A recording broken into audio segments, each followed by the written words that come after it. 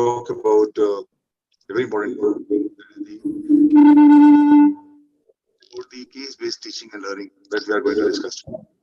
In fact, the workshop that we are going to have today is something unique in itself. Normally, we have the capacity building workshops, but this is the capability workshop. And capability building, we all understand, refers to the skills and knowledge that are required for a particular task. Any organization may have the capacity to change, but lack certain key capabilities. And we know that the effective capabilities building programs enable the organizations to develop the mindset, behaviors, and skills needed to power a transformation and achieve their full potential. We also know that a well-designed program to promote productive behavior and skills cannot only energize an organization's workforce, but also become an essential element of any successful transformation. The workshop today is about the case-based teaching learning. Case-based teaching learning is we can call it as a pedagogical approach that envisages students in the process of making real-world decisions. You create cases that represent authentic workplace situations. And this is done to encourage students to apply knowledge and gain that from the classrooms. Or we can say through the additional research in order to solve the case. The case-based teaching learning, to my understanding, facilitates collaborative learning in the classroom. It provides students with hands-on learning opportunities to connect and apply their theoretical understanding. It builds interest and motivates students, and they can be engaged in active learning tasks. I also feel that the case-based learning encourages students to learn by exploring and experimenting, and it develops higher cognitive skills such as the critical analysis, reasoning, problem solving, introspection, and I think inquiry-based learning, and it's exposed to different perspectives and thought processes. I think the experts will agree with me that the teachers, as I was discussing with Professor Rishad Faridi, that we will have one workshop for the teaching also. This workshop is aiming as the learning part. So a major advantage of teaching learning with case studies is that students are actively engaged in figuring out the principles by abstracting from the examples. Today we'll see how the resource person will develop their skills in problem solving, analytical tools, quantitative and qualitative aspects of the researches. In fact, the workshop today, which is based on the case-based learning teaching, will definitely go a long way in changing the perception of the students from the traditional learning to the modern learning. It will create confidence. It will be a kind of innovation in their learning skills. It will be kind of addition to the existing knowledges. In fact, what is not there that we cannot ignore in this kind of teaching learning system. I'm sure the resource persons today will enlighten our participants to come forward with new skills, new knowledge, because the new generation today is much faster. Students these days, I believe, are not interested in attending the classes unless the teachers happen to be exceptionally dynamic and charismatic. So the dynamism and the charisma of the teachers can be built up through the case methods. Professor Faridi was telling me to incorporate case in each subject of our department so that the teachers are able to share their thoughts, their knowledge, their experiences, and their understanding with the students in a much more better way. So I'm sure, inshallah, the experts today will guide our participants and will bring awareness and awakening among them. I once again welcome Dr. Rishad Faridi and Ms. Jigyasa Lobru in absence. And also, I very wholeheartedly welcome Professor Saloni Sinha and Ms. Savi Seema. And I also welcome all the attendees of the program. with this, I once again thank you. Over to Dr. Shima.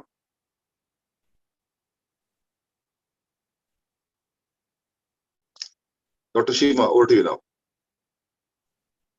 Just a second. Activity issue with us.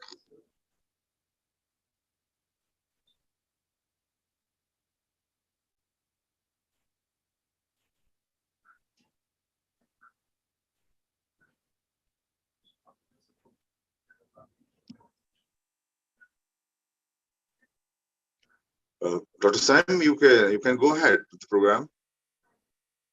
She's connected now. Okay, so there is a technical issue. Machines, Dr. Shima. Okay, hopefully I'm audible. So thank you very much, Professor Nawab Ali Khan, sir, for briefing us about the background of this workshop. Let me very quickly brief out the idea of conducting this workshop, and then I'll hand over it to the resource persons. So we're going to start it by, like, we have divided this workshop into 3 phases, and it is as per the Bloom's taxonomy of understanding, application, and recall.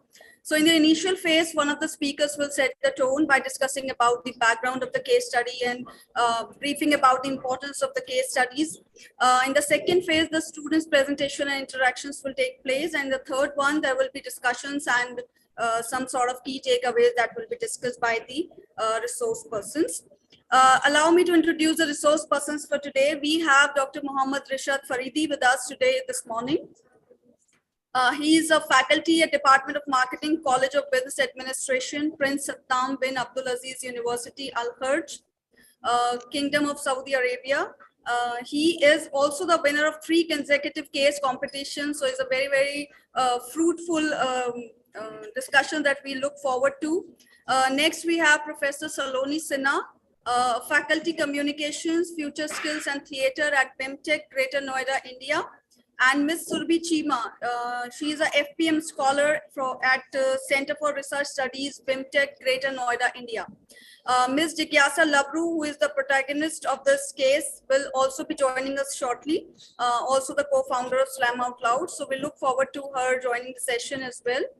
And without any delay, may I hand over the session to Dr. Faridi to set the tone of this case workshop.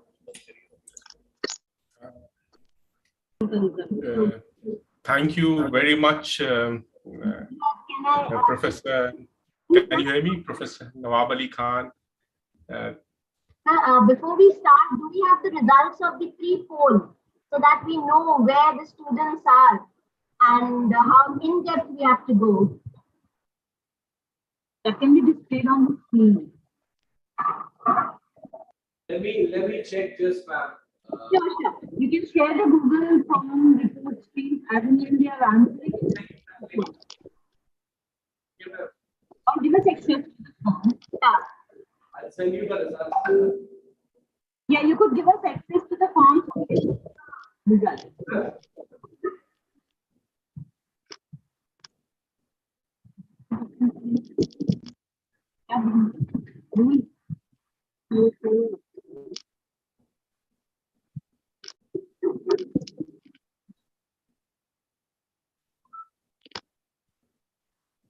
I'm just checking the results. Dr. Priti, meanwhile, you can start.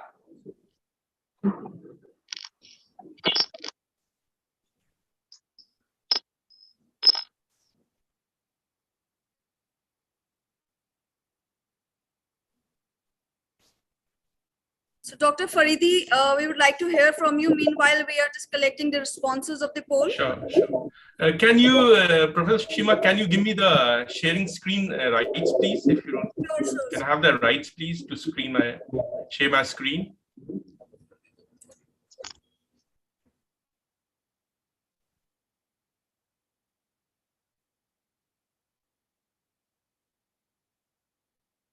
Yes, thank you.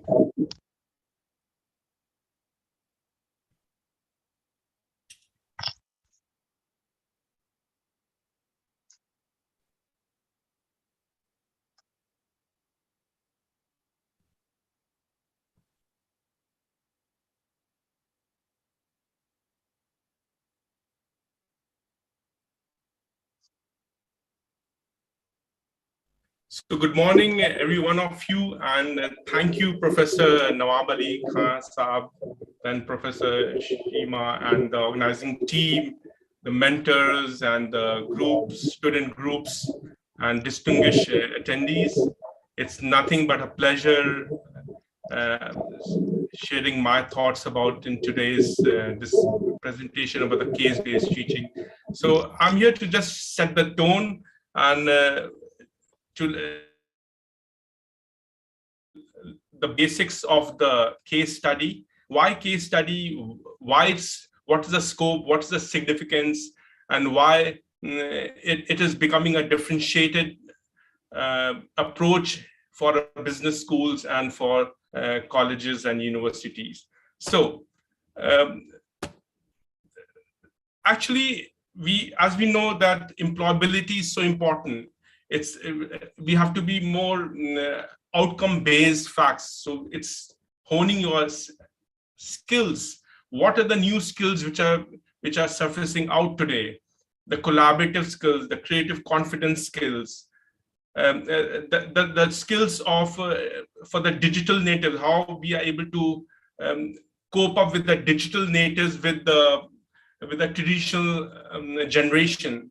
So adaptability. So case study definitely surfaces out, it hones your skills base, and that is very important, especially for the employability industry wants.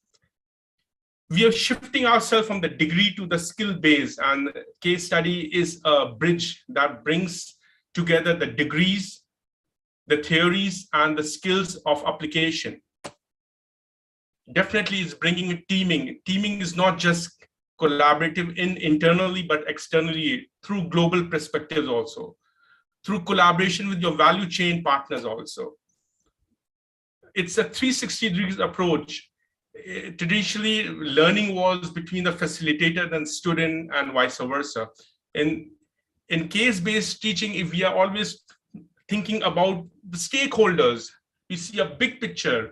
We always think about what is the impact on the society, what is the impact on individual, what is the impact on the community, what is the impact on the organization. So this makes it so dynamic and exciting. Definitely, it have to be a problem solving. A learner or a student perhaps may be very enriched with knowledge, but if that knowledge is not being transformed into solving the problems of the industry, solving the problems of the organization, there's something lacking. So case study shines that enrichment of knowledge of making you a problem solver. What differentiates in an interview is the candidate has to be a problem solver. And there are many more. Now, let's talk about the Slam Out Loud. It's a social entrepreneurship. If you see the case study, I am expecting everybody must have read the case study. It's a social entrepreneurship. And we know that social entrepreneurship, the very first thing which comes is the passion. It is driven by passion by the founders. The passion is inbuilt, it's inherited in him, the DNA of the passion is there. So there are two ways of starting your entrepreneurship. One entrepreneurship is just to create wealth, but another social entrepreneurship is how you're creating that.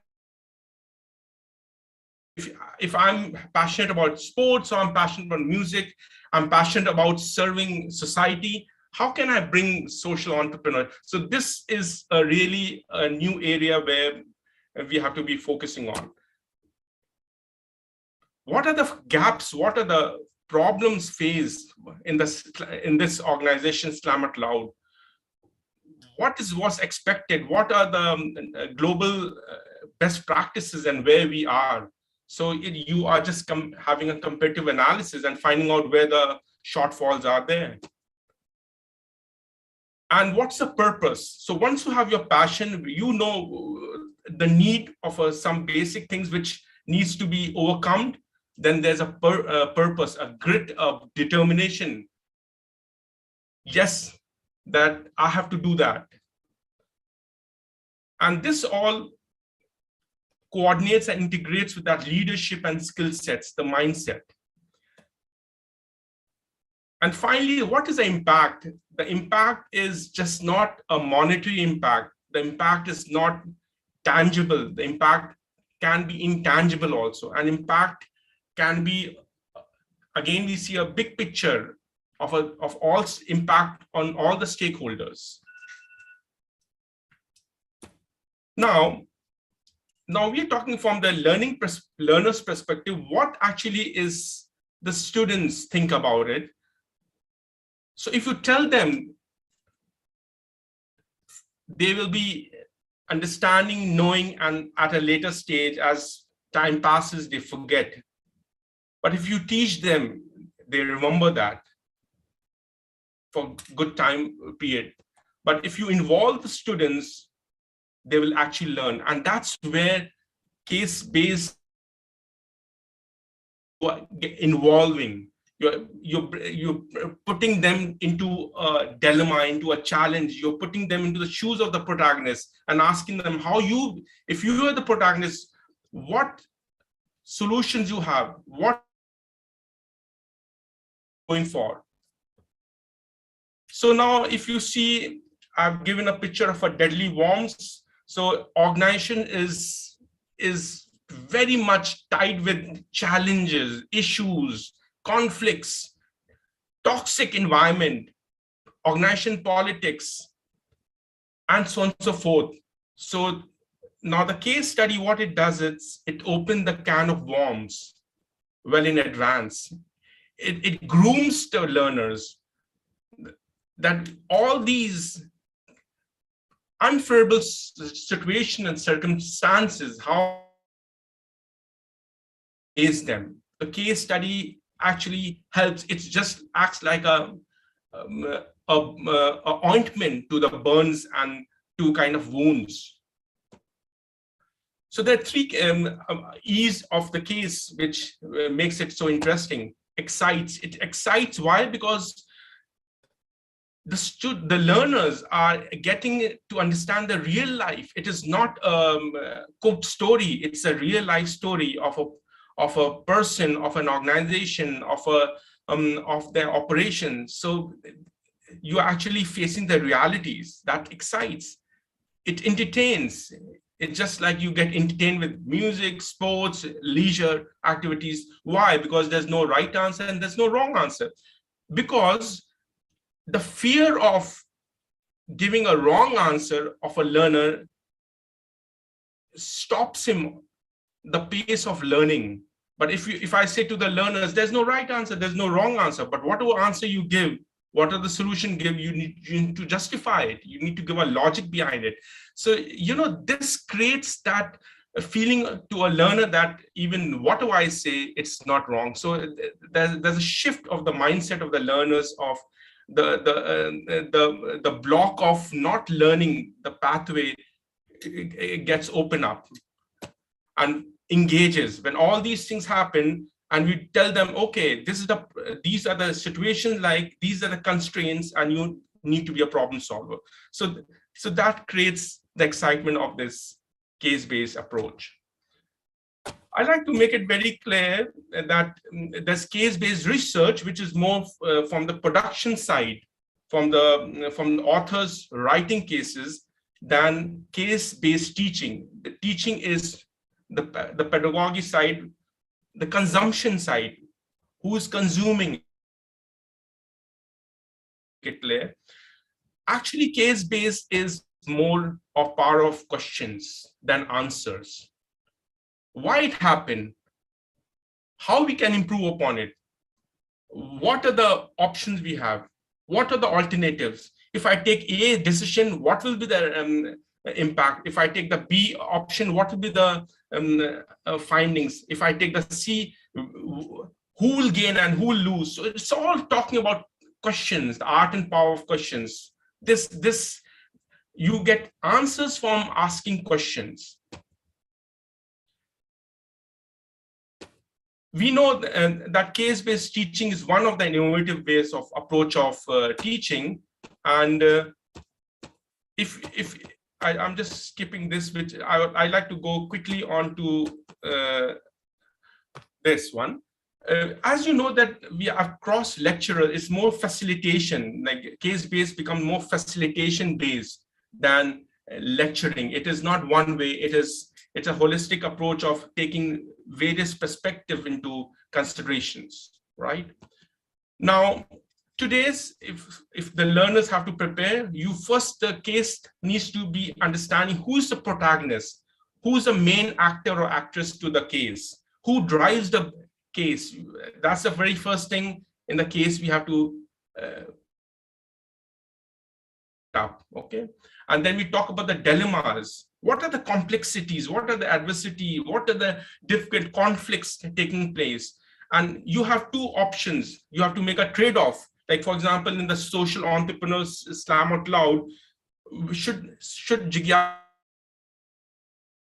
she should go for deductive learning? Should she expand locally in Indian region, or she should go to the subcontinent, or she should go globally? Budget-wise, where should she spend more budget on? She should spend more budget on training development, or she should spend more budget on marketing, or she should spend more budget on the community. So this creates a lot of, and there's no right answer, no wrong answer, but it creates a lot of interest. Definitely, you cannot come with fluking answers. You need to be backed by certain theories and approaches. How you applying that theories and approaches, which your facilitator or your professor have taught you into the class, how you are able to apply it. Michael Porter's theory of competitiveness, how you are applying into the marketplace. The product life cycle, how you're applying into a product, which stage it is. So you learn a theory and then you have an opportunity to apply it. You can bring a new theory also. That's another advantage. We should not only think about theories 20, 30, 40 years. We can bring about theories of 2022, new theories. Old problem, but you're solving that problem with a new theory. Scanning environment, internal, external environment. And ultimately, as I said, it's a problem solving. You're solving the problems. The case study is not just appreciating the protagonist, but you are solving the problems with the protagonist.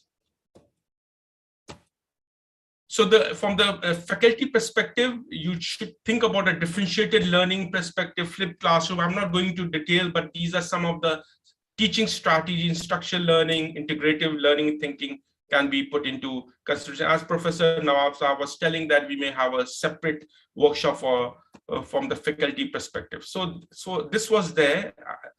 This was just to set the tone for today's discussion. If you have any questions, it will be better. I can take it at a later stage. Okay. Thank you very much.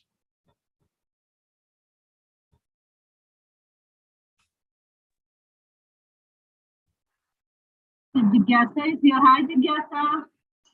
Hello, Jigyasa. How are you? I am excellent. Hi, everybody. Thank you for joining. How are you? We are all doing great, and thank you for the opportunity that we could write a case study. And today we are meeting wonderful students and professors of Aligarh Muslim University. I'd request the chairperson, I think he wants to say something. Professor Nawab.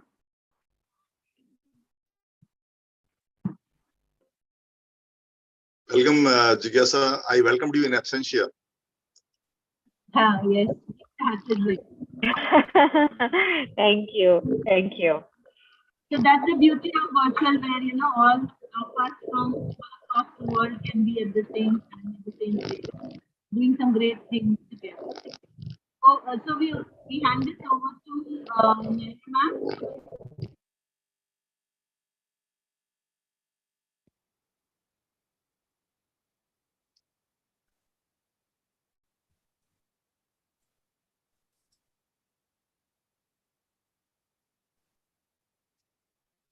Okay, so we are very pleased to have Jigyasa Labru with us. Probably it is a good evening for her. I hope I'm audible to Jigyasa. So we are very pleased to have her. Let me introduce her to the audience that she is the protagonist of this case, but also the co-founder of Slam Out Loud. She's also listed in the Forbes 30 Under 30 Asia Social Impact 2022. So we are very, very pleased to have you with us. I just want to confirm with Dr. Faridi, do we need to play those videos or shall I just, continue with the progress? Yeah, I think you continue with her. I think she has a time constraint, so it's better to have it, and then she can take some questions, and then we can play the video. Yeah, that makes sense. Firstly, thank you, Dr. Faridi, for setting the tone for this case-based pedagogy, because it is very, very important to understand what this pedagogy is all about. Like, yeah. The case, it's very, very important to understand what it has to offer and what it can do. Like, it is a very, very significant and a powerful tool to understand the real based problems and looking it from different perspectives without being biased and having backed by some logics and facts as well. Absolutely right. So this is the time I want to hand over mic to Jigyasa Labru to speak about the case and the company for what we all have gathered here for. So over to Jigyasa. Absolutely. Hi, everybody. My name is Jigyasa. And just give me 1 second. I have sound issues here. Yes. Hi, everybody. My name is Jigyasa. One, it's really, really an honor to be a part of a case study and be part of this gathering here. It's past midnight here in the US right now, but I might look like tired and my eyes are just like they need to sleep, but I'm really, really present and I'm grateful that I get to be here.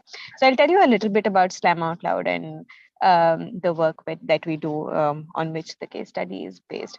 To give you very quick context on me, my parents are originally from Kashmir. I grew up although in Himachal, and one of the most defining experiences of my life when I was growing up was the access to art and artistic opportunities. My video is on. Can you see my video? Like, my audio is on a different device and my video is on a different device because my laptop audio is not the best. Okay. So like I was sharing, like, one of the best things that happened to me when I was growing up was getting access to art and artistic opportunities. So I learned how to sing, I learned how to dance, I learned how to paint, and these were the opportunities that showed me what it meant for me to have a voice as a child, as an individual. And when many years down the line, I did something called the Teach for India Fellowship. I taught in a low-income class for 2 years. I realized that the children that I worked with did not have any of these opportunities. I saw that, for children who come from low-income backgrounds, our priorities are either that they should get a job or at best, they should do well at academics, and everything that is sort of like beyond that realm is something that we don't even consider for the children that I was working with. And so Slam Out Loud really started in my own classroom. I brought in music, poetry, theater into my own class, and I saw how transformative that was for the children that I was working with. And that really, really was its beginning. Ultimately, I think the idea of turning Slam Out Loud into an organization was born because I went into a classroom in Kashmir and I did a spoken word poetry workshop where I asked children to pick an emotion and took them through a structure to write a small poem on that emotion. And most children ended up writing about emotions of anger, confusion, sadness. And Slam Out Loud as an organization was a response to that day about how might we create safe spaces for our children to talk about how they feel. And since then, what we've been doing is we run a fellowship model, which places artists into classrooms. So we work with the same children for 5 years, and every year a new artist comes and works with the children in the classroom. And the second thing that we do is we create learning resources. So we use our fellowship as an experiment lab to create learning resources like lesson plans, guidelines, videos that teachers can use, communities can use, or even governments can use to bring artistic learning to their children. A quick context on that is that, while world over artistic learning is proved to build what we call social emotional learning skills, 21st century skills, but in India, ratio of art teachers to number of students in government schools is 1:1400, which means less than 20 hours of artistic learning for children who go to these schools. We try to bridge that gap, and we try to bridge the gap of all children having a space to find their own voice, discover their own truths. And yeah, that's where we are.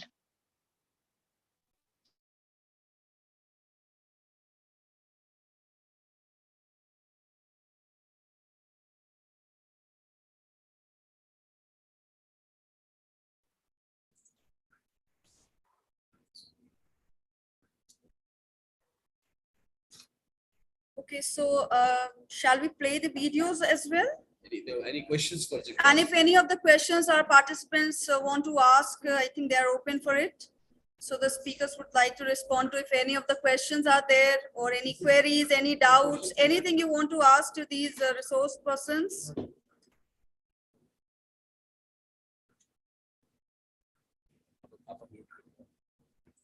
Now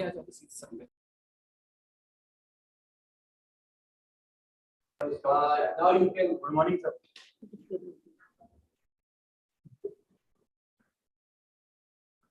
I'll ask the question. So, what difficulty you are facing when you start your business, sir? Man. So, yes, sir. Yes, sir. Sorry, ma'am. That's all right. आपने पूछा कि with what difficulty did I start this? Yes, ma'am. What was difficult? I think सबसे पहली difficulty तो यही है कि हमारे education systems में हम सोचते ही नहीं है कि artistic education important है. तो सबसे पहले government systems में, education systems में ये बात करना कि बच्चों तक arts लाना भी जरूरी है apart from academics, and arts not for the purpose of academics or attendance, but arts for the purpose of social emotional learning या बच्चों की creativity, रचनात्मकता बढ़ाने के लिए. And I think the first part of what we do has always been to get people on our side, to get schools, governments aligned to our vision. So that's one difficult part to do. Second, जब ऐसे vision में विश्वास ही कम लोगों का है, then raising money for it also becomes the second challenge. How do you raise money for something that is seen as a good to have and not a must have? So how do we really make a convincing case कि इसको must have करेंगे? I think the third difficulty was I was young and I was a woman, and that comes with its own challenges of ageism, sexism, and having to work much harder to be taken seriously. I think combination of these three challenges were some difficulties in starting. Thank you for your question. I didn't catch your name. आपका नाम क्या है? Ma'am, sir, Urut Mohammad Ali Abu Umar, sir. मुझे आपका आवाज clear नहीं आ रहा है. आप इसे बोलेंगे? Urut, ma'am. Urut. या कोई chat? Urut. K-O-R-U-D. Kurud, okay. Kurud, okay. Yes, ma'am. Nice to hear from you. Thank you for your question. Okay, ma'am. Thank you so much.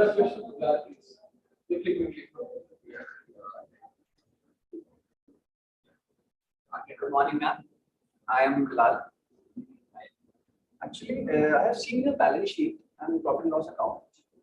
My question is your financial statement. And we have seen our long-term borrowings. And in 2019, we haven't any long-term borrowings, and very less current liabilities also.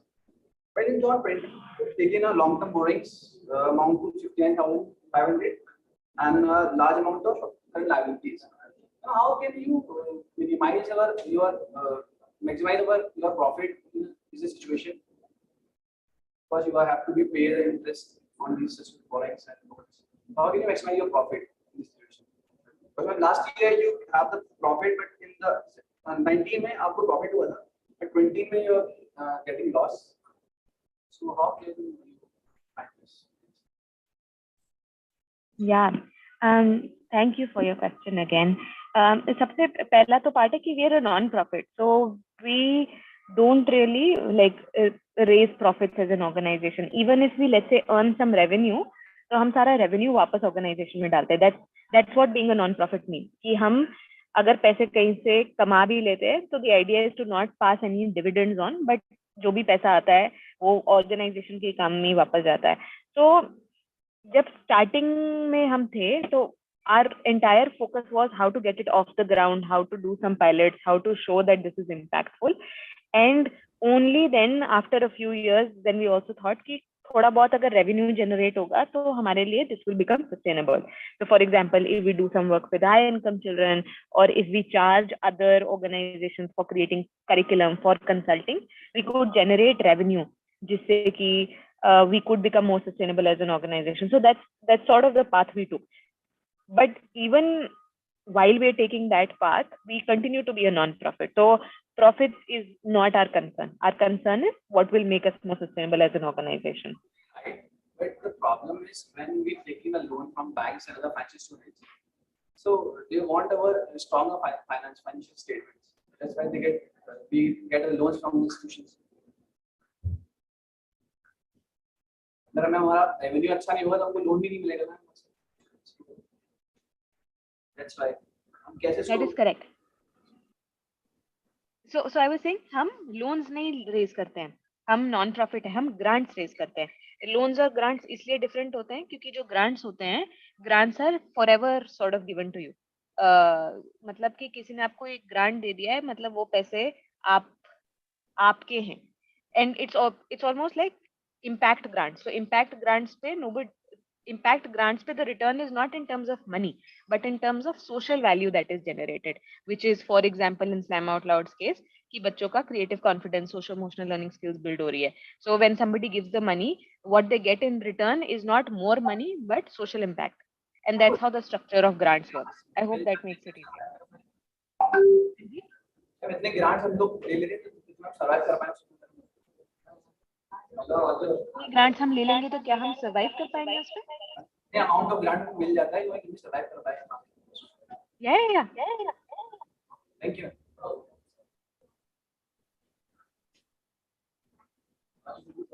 Last question.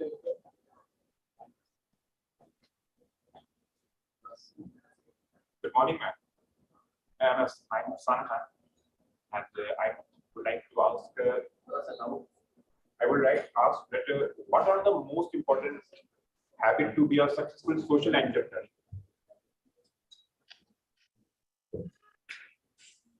Thank you for your question. Take a second, sorry. Okay, this is better.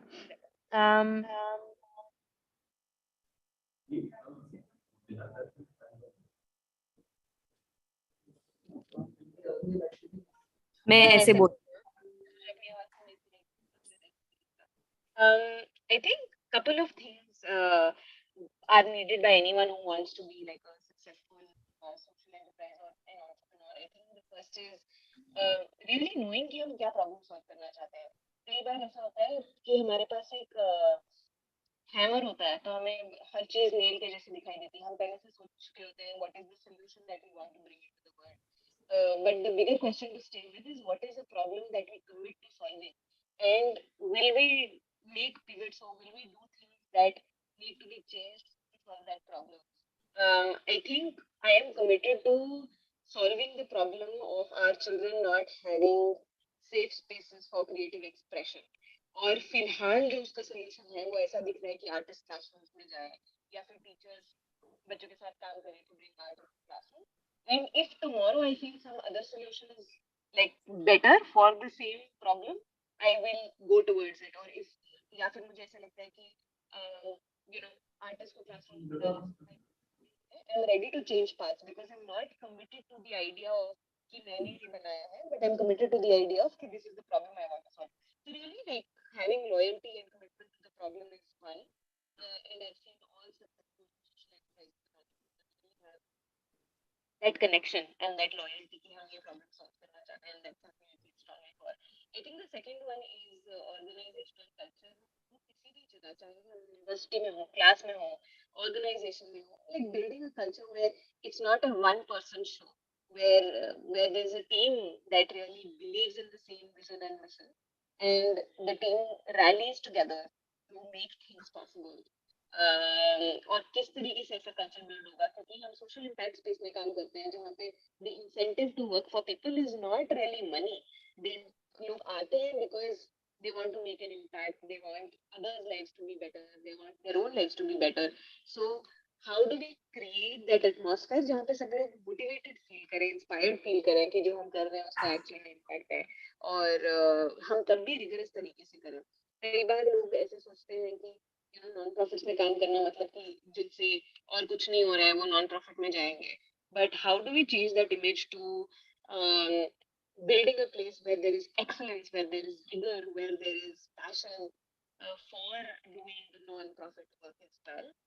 I'd say that second, culture, and third, I'd say discipline and consistency for any kind of organization, for-profit, non-profit, any kind of individual to succeed. हम सब कुछ talents के साथ आते हैं, but I think without hard work, without discipline and consistency, it doesn't amount to much. And being able to do the same things day in and day out without fail, with passion, with excellence is just required for anybody to succeed. So yeah. Thank you, ma'am.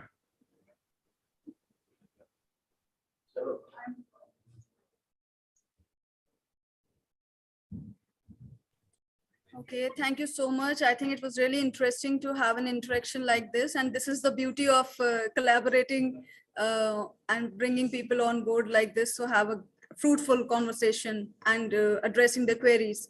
So now we would like to move forward with the presentations of the students, and before it starts, let me just brief you that we have divided the participants into 4 groups that will be targeting important dimensions. Yes, Dr. Faridi, do you have anything to say in between? Yeah, I have a thank you, Jigyasa, for joining us. I have a quick question for you. I have in fact 2 questions. So the first question is, Jigyasa, you've been to all places and now you're in Harvard. So can you tell what were from the learner's perspective, what were that skills which differentiates in terms of employability for our students? The first thing. The second thing is, could you find what made this case based in Harvard makes it unique? Can you share just maybe like the dynamics and the power of the case-based approach Harvard uses? Thank you. Absolutely. I will sort of start with the second question first, which is about the case study method itself. So I took a beautiful class called Managing Change and Transition at the Harvard Business School, which is completely case study based. और उस class में हमने very interestingly, because this case is similar, उस class में हमने उन organisation के case studies किए जिनके मॉडल्स पिवट हुए हैं and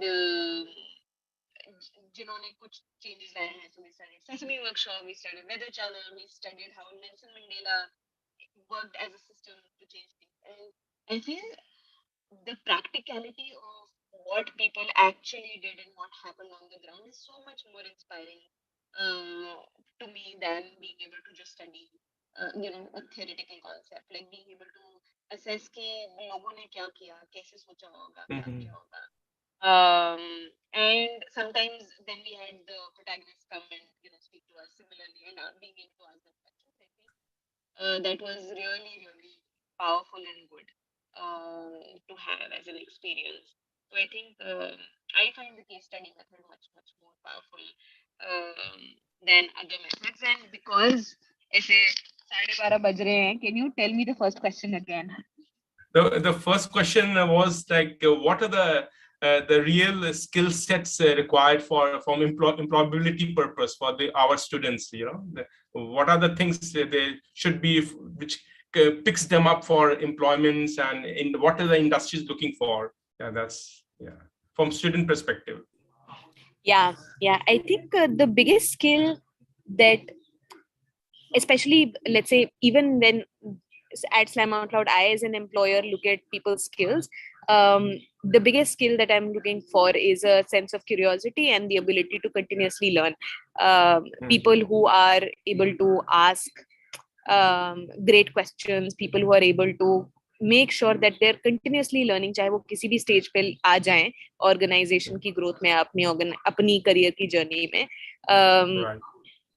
Right. that ability to keep building yourself up, keep upping your game, is one of the things that I really look at and admire. I think the second would be, like, within that I will also consider the ability to work on feedback, कि feedback seek करना, receive करना, फिर उस feedback पे काम करना, will come in my continuous learning. I think the other sort of skills that I would look at are skills like being able to communicate, being able to creatively think out of the box, being able to be critical, and yet hopeful, yet be able to problem solve.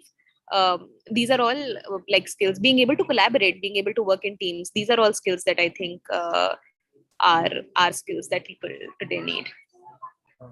Good. Thank you very much, Jigyasa. Thanks. Thank you, Rishad ji. Thank you, Jigyasa. And can we have the poll result before the presentation?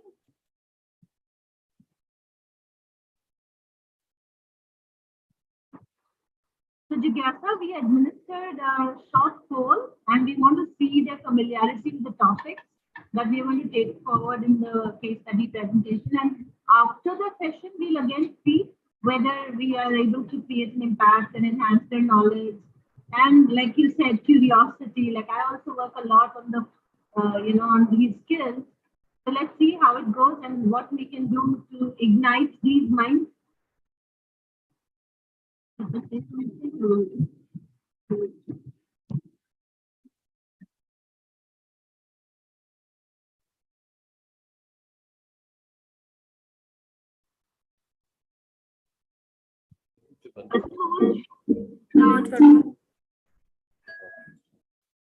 Okay, so shall we start with the presentations now?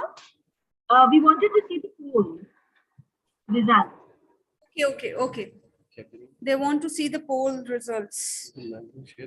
So we already have shared and transferred the ownership to you, Saloni ma'am. You can have the view of those results. No, you could display it on the screen for all of us to see. All right. So we'll just share the screen. So the results of the poll that we have just conducted with the audience will be shared, and maybe it will be a kind of a content for Jigyasa to maybe, deliberate on and link it to the topic that she want to the point that she want to make. And very, very rightly pointed out the skills that are required in the current times. It is like seeking feedback and taking it constructively and utilizing it. I think self-directed learning is one of the most required skill in the current times. So it is really going to be very useful for the learners in the current times to not just develop the cognitive skills, but also the understand the effective skills. So we're just about to share the screen with the poll results.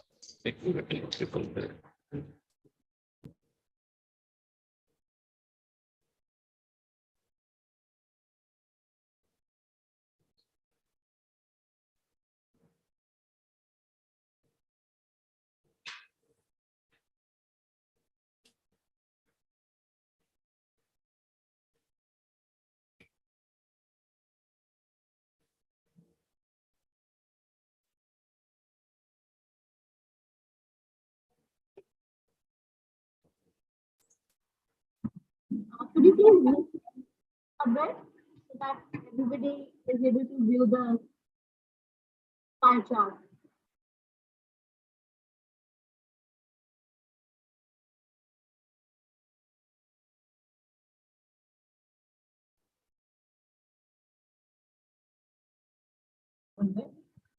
Yeah.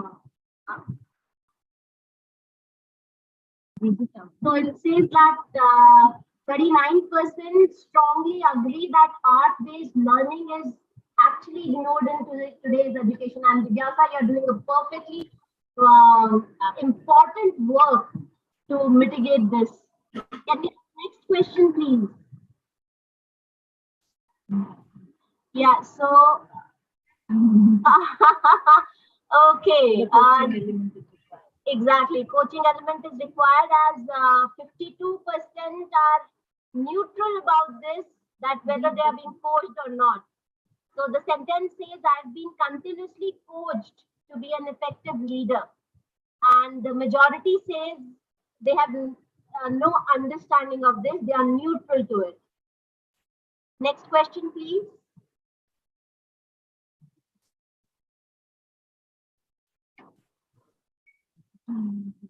I am well versed with social emotional learning skills with its, okay, sorry, I missed the other one. I'm motivated to utilize my passion and purpose in becoming an entrepreneur.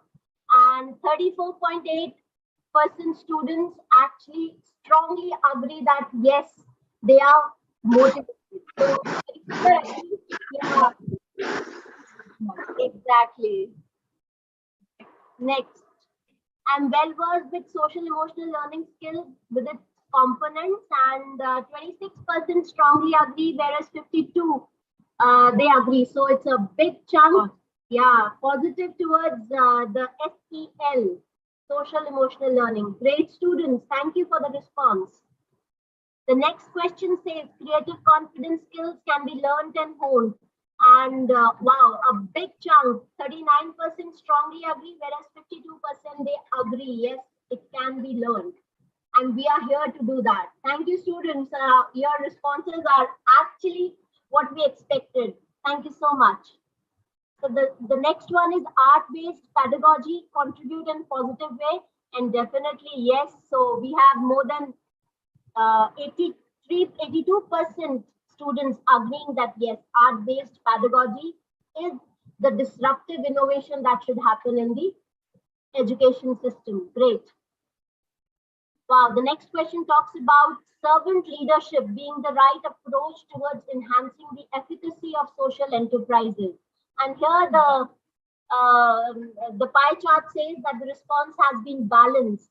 So around 30% strongly agree, whereas 21% they agree. So 50% agree and 50% are on the not agreeing part. Let us see what we can do in this regard.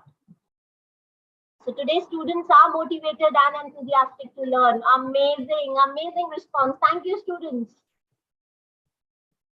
And the force behind these enthusiastic students is none other than the faculty of AMU Commerce Department. Hats off to you, ma'am and sir. Yeah, the mentors, your reflection is there, what we have received in the responses. Great, thank you. So case-based approach improves my learning and teaching. Amazing response. Thank you so much, ma'am. Thank you for sharing this free poll result. Let us now move ahead with the presentations.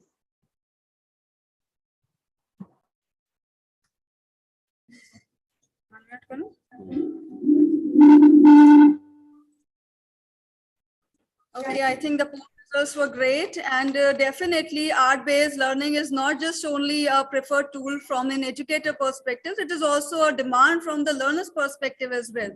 So I think it's really, really very important to talk about this now.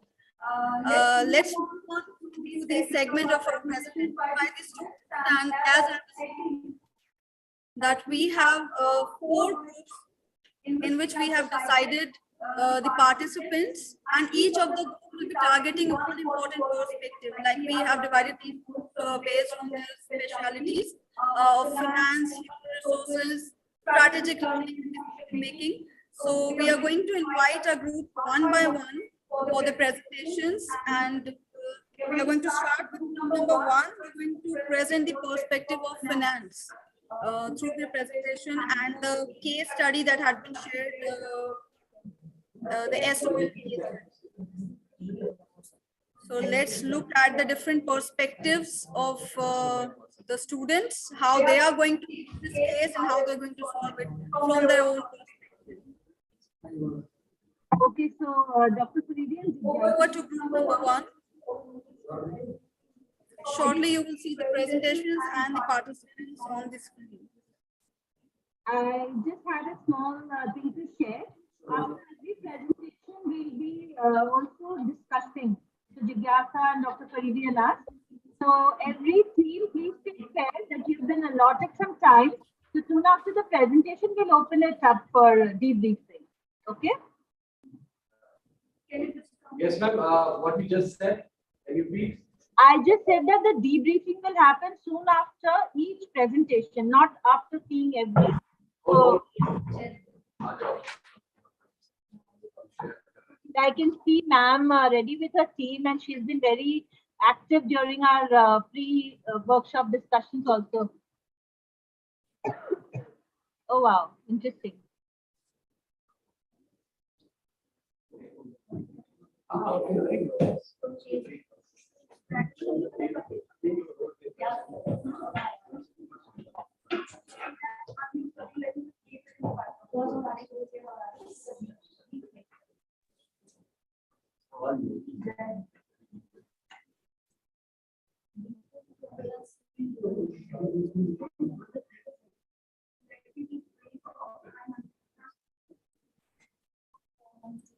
All right, so the first presentation will be including some role play as well. So that is why we are just setting the stage so that you can all just have a view of this, whatever idea they are going to present.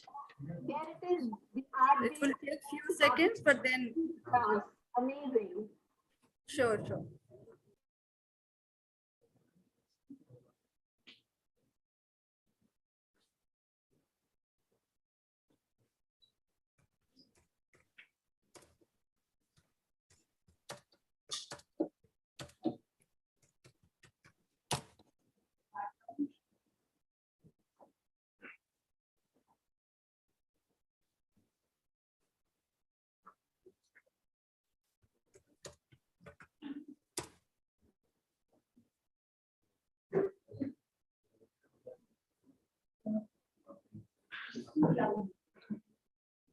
Good morning, everyone. This is group number 1, mentored by Dr. Nishat Anjum and Dr. Aslam Khan. I would like to introduce the group members: Bilal Khan, Kuruj MAA Women 10, Natasha Aftab, Shifa Siddiqa, and I, Nirva Shams. Today, we are going to present the story of Jigyasa and Gaurav. Gaurav and Jigyasa are college friends and are meeting on the last day of college. Hi, Gaurav. Hi, Jigyasa, how are you? मैं ठीक हूँ, तुम बताओ क्या चल रहा है? कुछ नहीं यार, life is going as usual. बस just finished the exam and getting sick. अरे तुम तो कॉलेज में कितना चिल हो गया, तुम्हें टेंशन होने लगी है? यार करियर की टेंशन लगी थी, अब एग्जाम खत्म हो गया है, कॉलेज खत्म हो गया, लास्ट डे हम लोग का, करियर की टेंशन में लगे हुए हैं. I understand your problem, and I think you are the right place. I'm talking to the right person like me. Really? How so? You know what? I have an amazing idea. What idea? Actually, I want to make change in the education system, and teacher and student में emotion होना चाहिए, full of emotion होना चाहिए, और मेरे हिसाब से जो हमारा passion हो उसी को profession बनाना चाहिए. That's a great move. You want to change in the education system? और बिल्कुल सही कहा यार, प्रोफेशन में पैशन होगा तभी सक्सेस होगी. And you know, like, किताबी की तरह student को नहीं बनाना. They should explore and participate in extracurricular activities so that they be able to express themselves in as a poetry, in music, in theater, and so on. Yeah, you are right. You are said right. Just like Amitabh Bachchan, we have like Amitabh Bachchan and the great जो कि अमिताभ बच्चन पहले radio में काम करते थे और आयुष्मान खुराना हमारे पास जैसे कि इन्होंने मास्टर किया इंग्लिश में and mass communication. I need to say something. Yes. Yeah. So the girl is not visible to us. Can you move towards the desk, please? A little forward. Yeah. Yeah. I mean, you can use the space where we can see you more. And also, you're a little less audible. So can you be a little louder?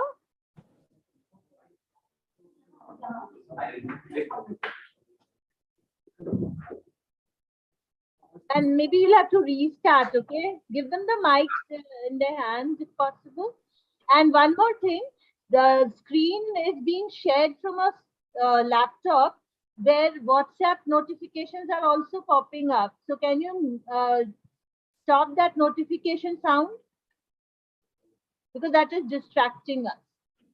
And by the way, I'm very, very excited to see the fact that ma'am finally managed a role play, and I strongly endorse theater in my classes. So thrilled. So we don't want to miss any part of your preparation. I want you all to restart your role play, please. Yeah. You please restart, okay? Okay, ma'am. All right, wonderful. Hi, Jigyasa, how are you? मैं तो बहुत तू बोलो क्या कर रहा है? Like is doing as usual, yeah, just finished with exam and getting bored. अरे तू कॉलेज में कितना चिल हो रही है? तुम्हें टेंशन क्यों लेने लगी? यार चिल तो था बस हम करियर की टेंशन लिया हम कॉलेज ओवर हो गया पता नहीं है क्या करना है. I understand problem and I think you are the right place to talk to the right person. Really? How so? Actually, I have an amazing idea. You want to listen to it? Yes, why not? Actually, I'm going to make change in education system and teacher and attention होना चाहिए. Attention के मतलब emotion. In my opinion, जो हमारा passion हो उसी की profession बनाना चाहिए. That's a great thing. You want to change an education system? और बिल्कुल सही कहा यार. Profession में अगर passion होगा तभी success होगा. And you know, like students को भी किताबी केला नहीं बनाना है. They should explore and participate in extracurricular activities so that they will be able to excel in terms of poetry.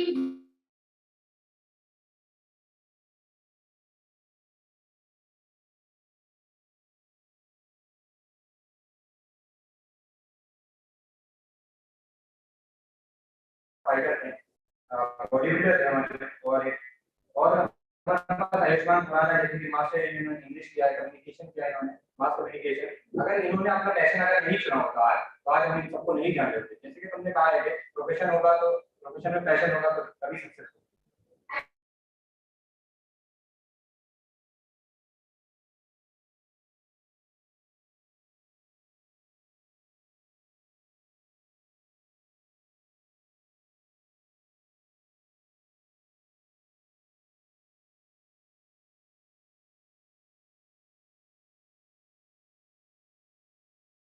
One of the top 100 most innovative education ideas worldwide by 100.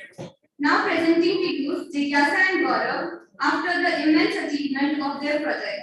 Jigyasa and Gaurav are preparing to approach the banking institution in order to raise some funds. Let's see what about to happen. Update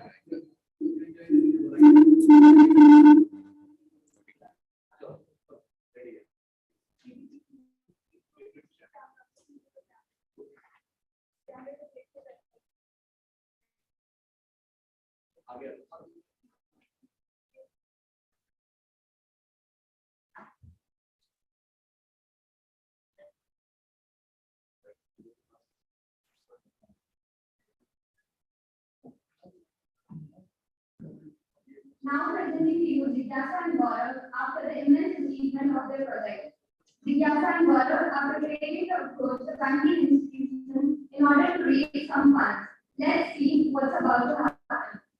Hello, good morning. I'm Jigyasa Laru, the CEO of Slam House Club.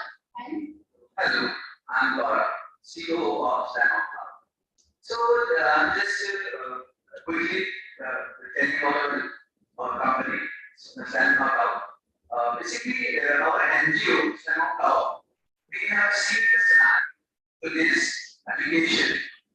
We have the scenario like the traditional education and academic information. Traditional education and academic education.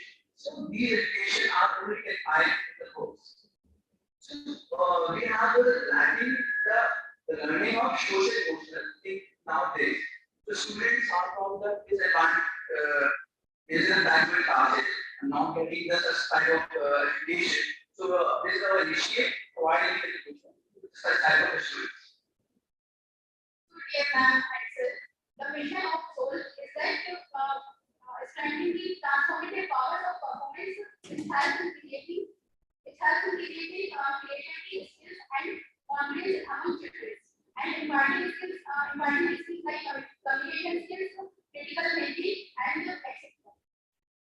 So the importance of the social emotional learning, the fact that we can see from our new education policy of 2020, the national education policy, that has changed the structure and plus 2 plus 3 plus 4. Now, there is some impact. Before establishment of soul, there was some problem in the economy that we have discovered that government schools, children learning in government schools are facing the problem of receiving the art-based education, and there was a ratio of 1:1400 between our teacher and students. So and there was lack of teaching training and lack of budget also. So there is a impact of.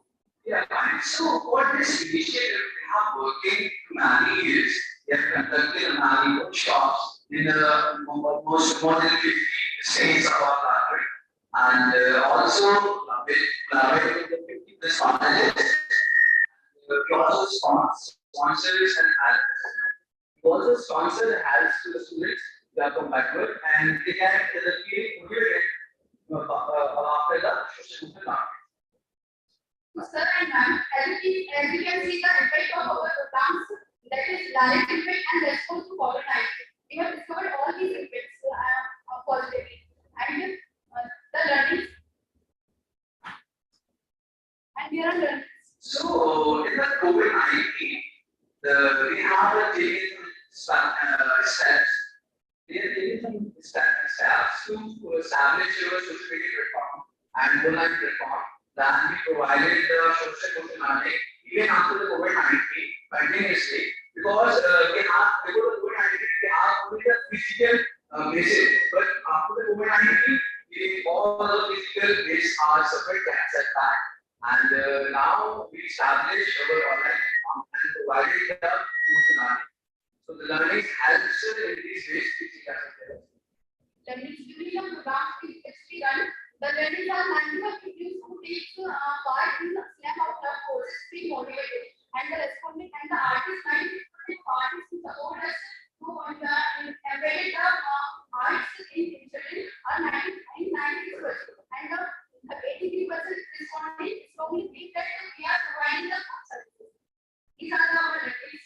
Okay. So for this purpose, we gathered some awards. Like we have selected for the next Scoping List of 90, we have also selected the most innovation application ideas, and we also collaborate with the music to raising the equality, gender equality, and we recruited 40 students in our NGO. So, sir, we see our in the starting we have a very small budget because we started the side of NGO and we looking for the funding and we have small budget to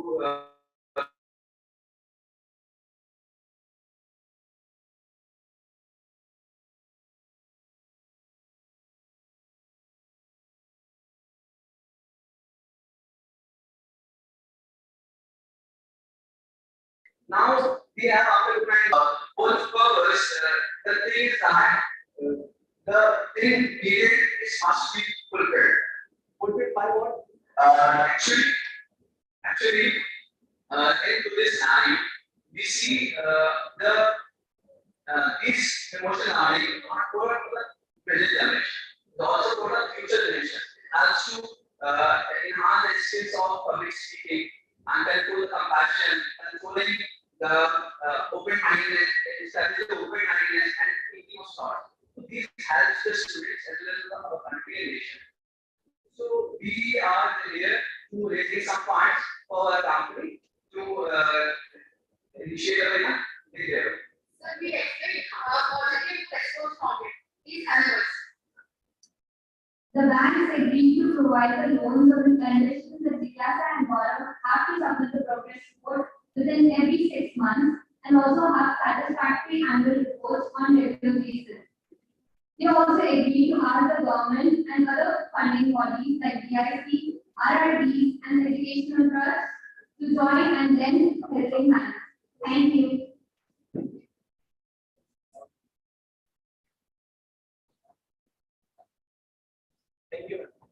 Thank you. Wonderful. What an effort. I think you all have done a very deep, understanding of the SOL activities.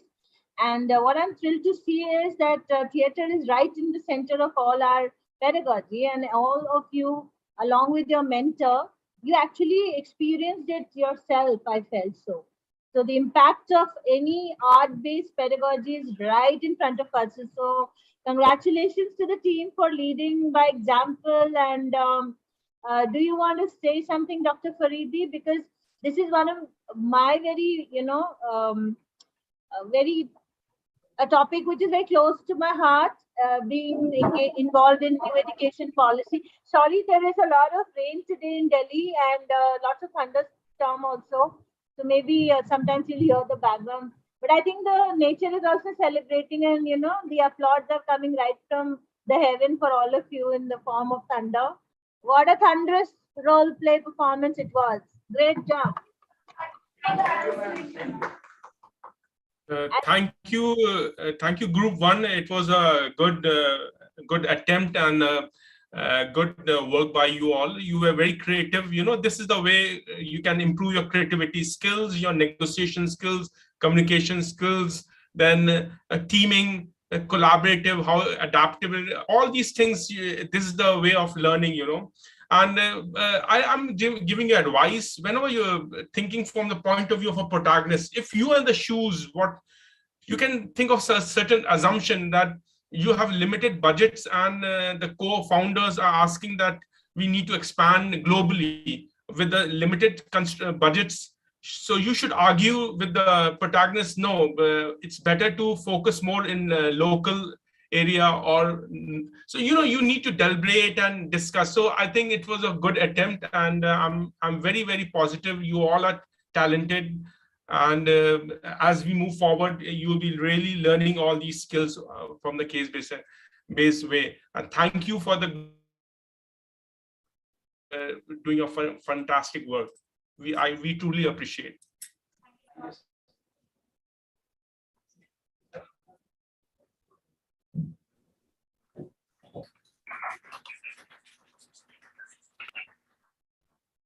All right, so that was our group number 1 that were targeting the funds approval process through the role play technique. Now we move forward with the next group, which is the second group mentored by Dr. Mohammed Shoaib. So I request all the participants to come forward and move on with their presentations. Over to group number 2. Group number 2. Surely. So we'll share the question that they are targeting in the beginning. Question number 2 for this group 2. We are putting it into the chat box, Dr. Faridi. Good.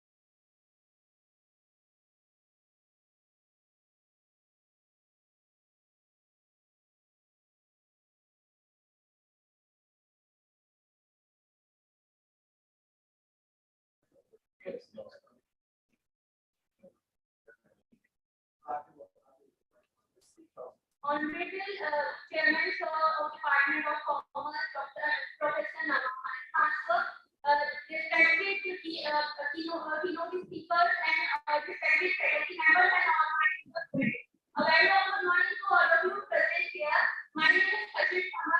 Today, me and my team included Samira, Nadeem, Iram, Hassan, and Asma are here, mentored by Professor Dr. Shrek Sir, to share our insights on how SLAM Out Loud can change or revise and rejuvenate its strategic plan. Before going deep into the topic, I would like to interview you all well what is the background of the organization and its profile.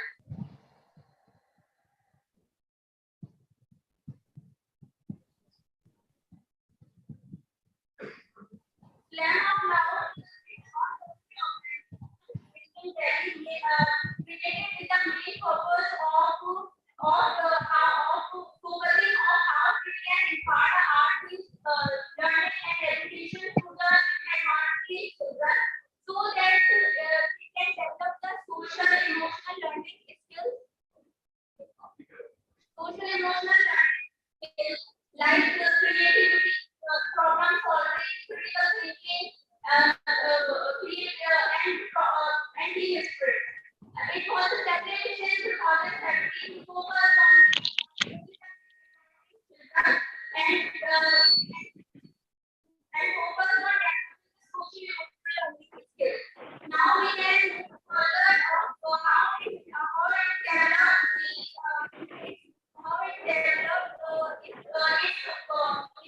and how it focused on the social learning skills. It focused on developing creativity, and problem solving,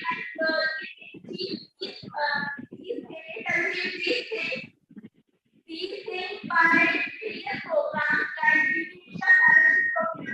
Art for All, Voice for All.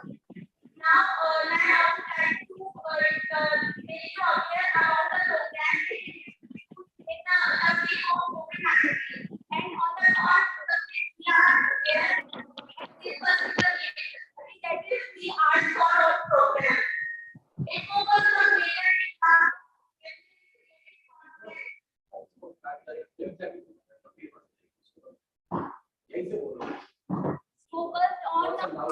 focused on how it can create the creative confidence by imparting the communication skills, critical thinking, child education, change maker skills. It during the week of COVID-19, when the 270 million children are affected by the lockdowns of these and closures of these schools, it provided the virtual programs and platforms to the vulnerable sections of the children so that they do not lag behind. It focused on raising the voice of the children by imparting the social emotional learning skills so that they can raise and find their voice. It is based on both inculcation and integration of the children and focus on overall development. So how it can change and rejuvenate its strategic plan. Now I would like to introduce you all further how it can change and rejuvenate and revise its strategic plan. The revision of the strategic plan of SLAM Out Loud should be based on the standard and organic strategic planning model. Mission should remain the same, that it should focus on art-based teaching and learning, and which focus on developing the social and emotional learning skill among the children. Now I would like to invite Samira for further presentation. Thank you. Thank you. Good morning, everyone. I am Samira, and I am going to discuss the strategies and goals of SLAM Out Loud. The first point to discuss here is creation of more opportunities. You all are aware that India is a dynamic country with a lot of diversity and different culture, religion, and traditions. So the people who are artists and not getting platform to show their talent, they should be provided with the platform that they can help the children in educating about art, culture, and theatre. Now, the next point to discuss here is the new target groups. As mentioned in the case study, that SLAM Out Loud is very well successfully implemented its all programs to the marginalized groups, but however, it failed to include the tribal groups. So what I think is it should focus on on tribal groups, then adapting the change. There is always a continuous changing trend in the education sector. So what SOL should do is to focus on high quality resources that can be made available to the vulnerable sections at reasonable cost.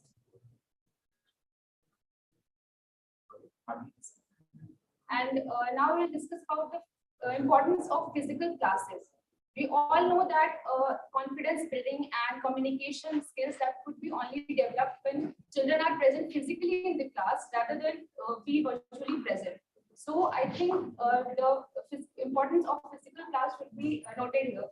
And then then we will be discussing about the collaborations. We know that Slam Out Loud is a non-profit organization, and in the case study also there was a dilemma going on that whether it should be a non-profit organization or it should be a profit organization. So what I believe, it should be a non-profit organization because it will hamper somehow that what is the core management of the team, and it may change that the objective of the organization. So it should collaborate more, and partnership should be introduced.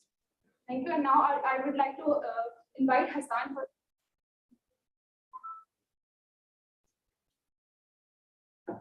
Thank you, Samira. Assalamu alaikum and good morning, everyone. I am Hassan Khan. Now I am continuing from 6 point. Facilitation evaluation.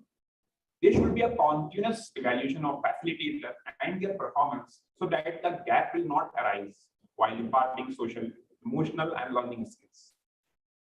Creating parental awareness. Awareness should also be created among parental group about the SEL skills, that it is not marked that matter, but creativity, problem-solving ability, and team spirit as well.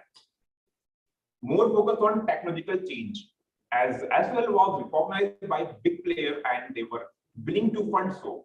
As well should collaborate with foreign NGOs to bring the latest reform and development in education sector in terms of advanced digital platform and idea system, etc.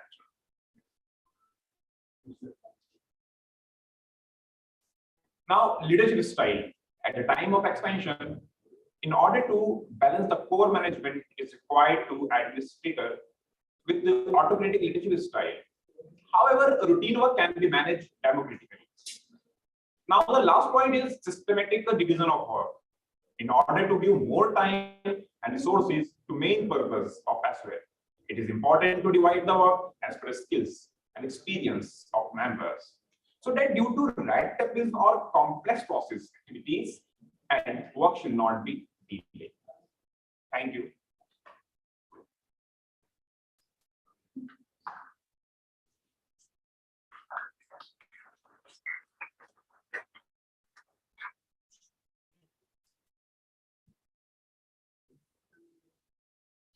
So thank you, group 2. So my feedback is that it was a very good attempt, and in fact you want to revisit their strategic plan, the vision, mission, goals, and objectives. I'd like to advise and suggest you that while you are giving a presentation, you need to be backing with certain theories. Okay, if you have studied SWOT analysis, finding out what are the strengths, weaknesses, opportunities, and threats of SOL, or how you are making a SMART perspective about your strategic plan. SMART means S for specific, M for measurable, A for attainability, R for realistic. So I mean, and I'm looking forward, like as time goes on, that you need to put some theory into practice and apply it. That will be a really good. You talk about stakeholders also. Your strategic plan should have a democratized way of taking care of all your stakeholders. Your stakeholders means the ministers, the regulatory authorities, the community, the learners, the parents, the institution, the employees of the organization. So I'm looking forward for that, but it's a very good attempt. Thank you very much.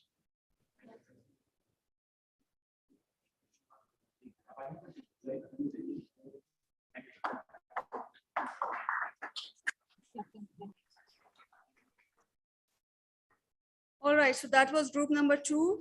Now we would like to invite our group number 3. They are going to present the risk perspective And the question that they're going to target is that to scan the internal and the external factors and a very, very important perspective of a stakeholder. So how they can create a sustainable model that they're going to target through their presentation.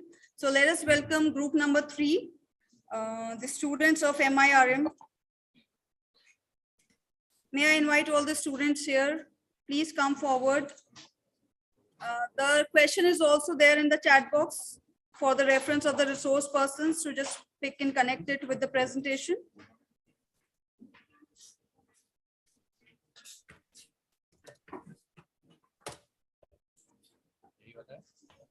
Chief Risk Officer, yes. And especially they are going to cover and discuss about the post-COVID scenarios. So I think it is going to be very, very fruitful to listen to these young students. Sure.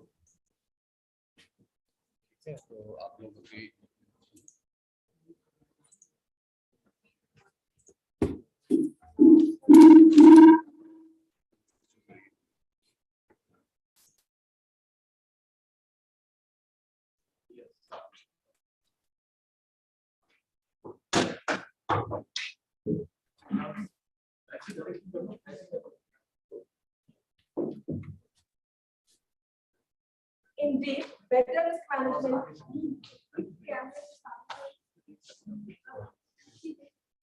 Indeed, better risk management may be the only truly necessary element of success in any. By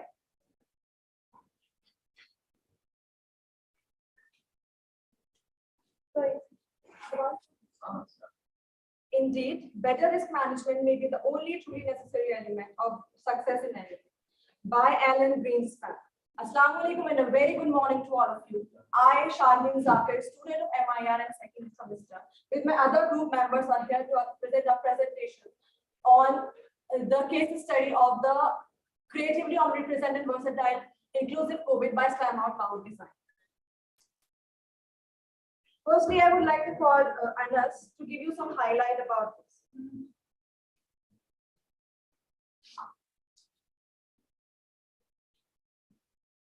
Second slide. Very good morning, all of you. As a chief risk officer, first we have to know about the risk and problems. During the growing period of Slam Loud Out, the coronavirus came in India that fully attacked on social world and physical meeting of the people. As we know, that was totally lockdown where we can't meet the people physically because the slogan was "Do gaz ki duri and mask hai zaruri." In that kind of situation, no one can meet with each other, and for that we can't visit the villages and the other small towns to present our message or to make aware the people about the Slam Loud Out, that is an emotional cultural activities program. In that period,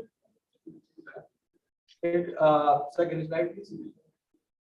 As we have previously collected data, because after the post period of COVID-19, before when the coronavirus came in India, we already were working about this project, and the industry of SOL is growing very well.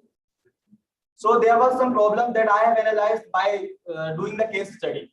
The problem that we could face, it is impossible to have smartphones with every student.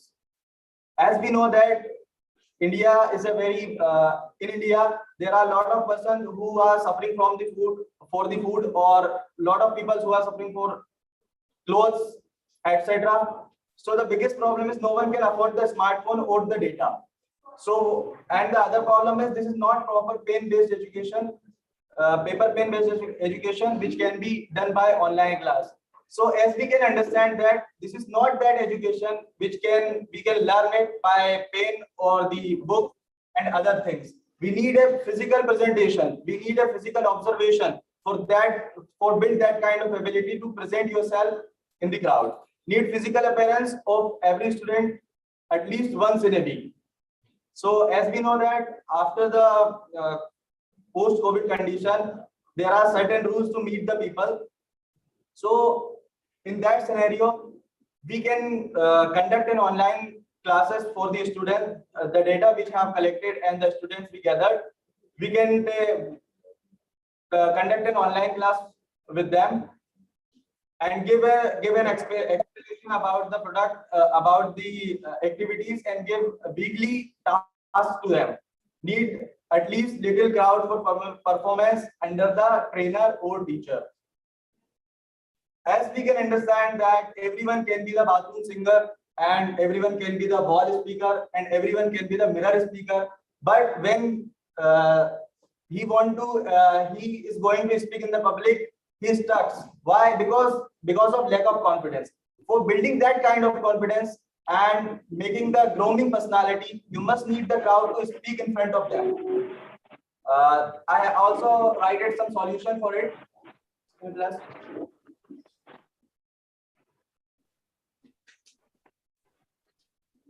Yes.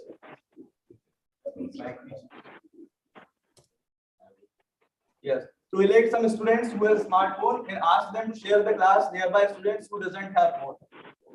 So we can choose some students who are in the area who have smartphone and data, can give the information about the task that the organization gave them, and we can also conduct like a class as a smart class in the little villages to conduct the online class and give tasks to them.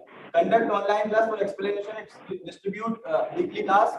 We can conduct online class for that to distribute weekly tasks, but conduct offline session to build confidence for performance among the crowd. As I have told you that for building the confidence, it is must to speak in the crowd. In offline session, all the students and parents must be present, and also the expert teacher of the institute should be there.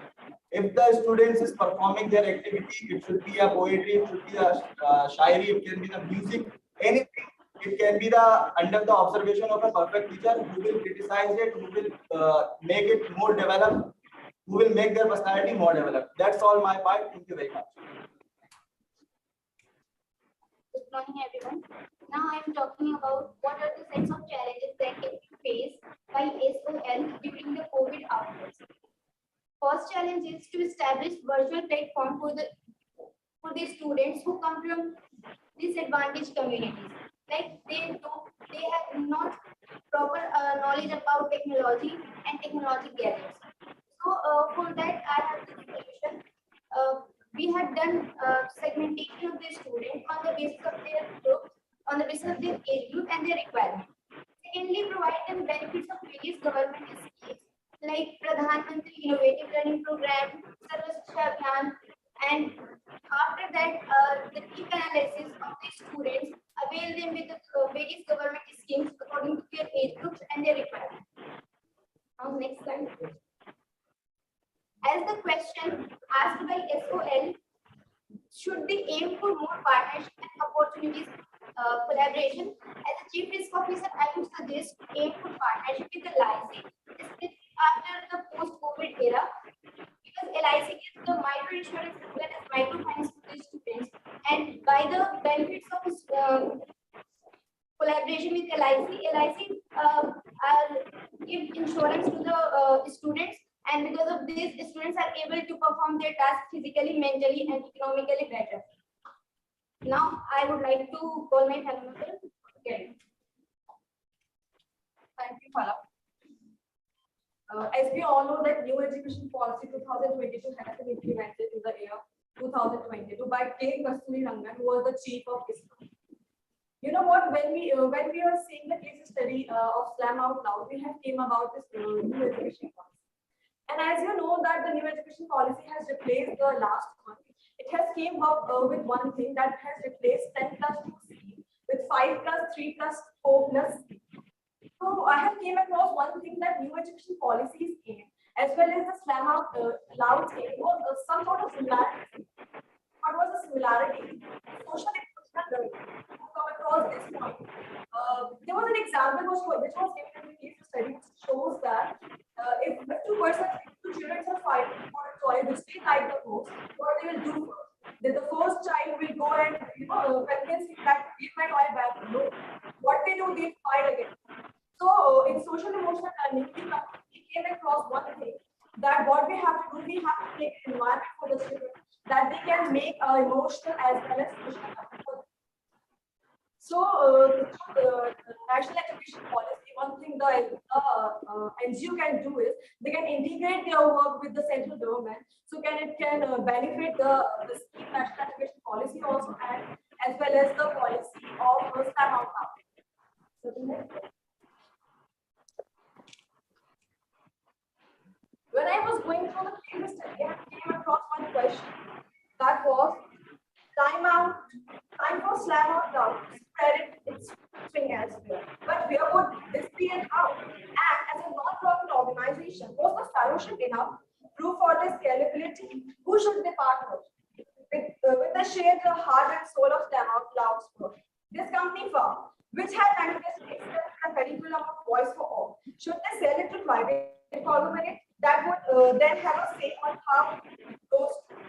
So they were from beginning till end, they were just going through one question, which was that did they have to have profit margin also? So I have came across one thing that as we are the students of MIR, so we have came across one thing that they can invest their money in different government policies as well as insurance policies also. The first policy which I would like to suggest to the NGO is the ULIP program, which is an integrated plan of insurance as well as investment option is there. And various government securities are there from which they can invest to get the better benefits also. And also one thing is that the government securities, they are the less risky and the return and also the assurance of return. So this is all about the investment. My suggestion was also there as you can see, and about the new education policy. Now I would like to call my co-presenter to take it forward. My name is Mohammad Abid. I'm a student of MIM. Your program is on other skills like music, singing, and all. As we know, you are targeting the minor section of the India that is coming from the rural India. But the problem is that convince them is not very easy, because the marginal section of the India is not ready to get the basic education. How we convince them to educate their children for other skills like singing and other communication skills and body develop overall body language development. In India, government invest a lot of money for the development of for the upliftment of that marginalized society. I have one example. I have one example. The organization called Children Hope India invest in the workforce training and program that serve both young women as well as young men. The goal of this program is to help young people gain marketable skills that will offer them a chance and a better future. Our project support a variety of industry and subject areas are future information technology, mobile phone repair, English language learning, vocational skills like sewing, tailoring, woodworking, beauty services, and some technical knowledge. They will get employment in very few days, and they will earn some money to complete their desire and fulfill their basic needs. And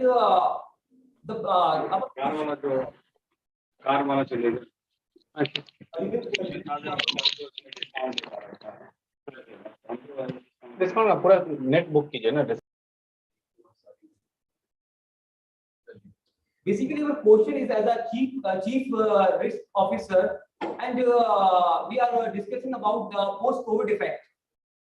The education system is totally collapsed, but our universities are arranging some other type of systems to provide education, like they provide education on online basis. But online basis education is not exactly equal or not same like offline education. But in this post-COVID era, our government and our teachers make a very good syllabus and some and assign some tasks. Then we will get some potential information, and we will achieve some good knowledge. Like NGO can launch their app for more personalized experience should provide ebooks for students, because the children have become more attached with the phones and can let their voice to every marginal section. Even their work, they can assist their education anywhere, anytime.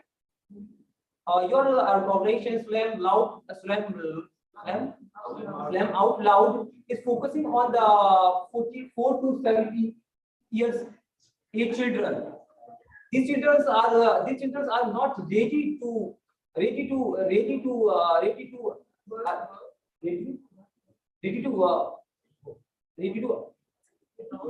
get the education or basic education.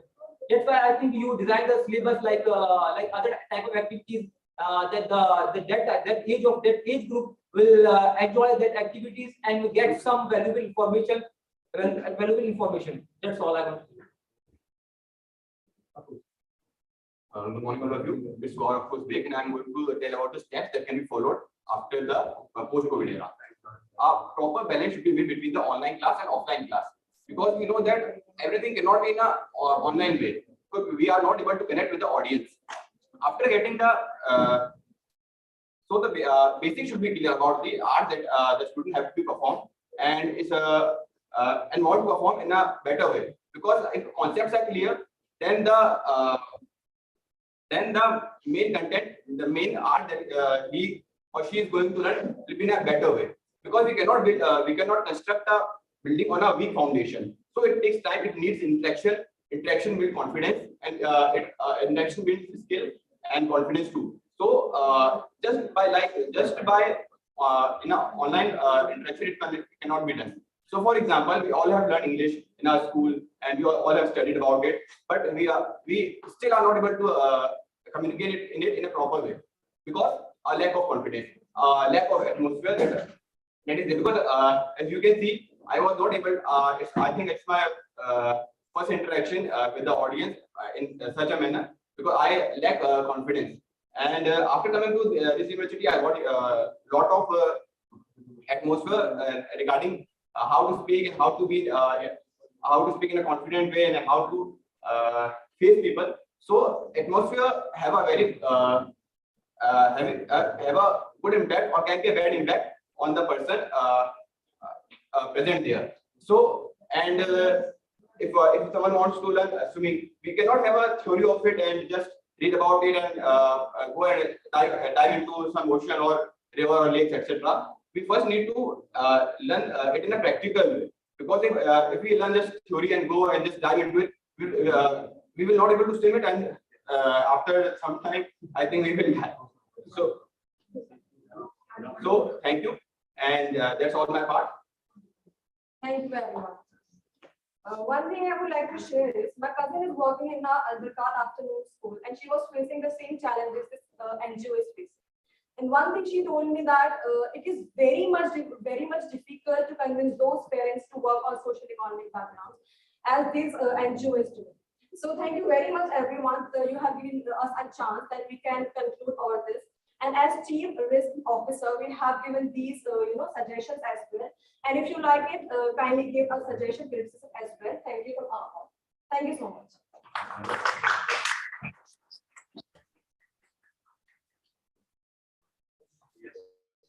Yes, so group 3 was very exciting. I liked the presentation. It was really good. And the way they were switching the speakers and modulation of voice was perfectly. They were very good communicators. And they had taken care of the various possibilities of investments, especially the micro insurance from LIC, etc. I was just giving you advice that since it was a risk analysis, so I'd be better if you could have taken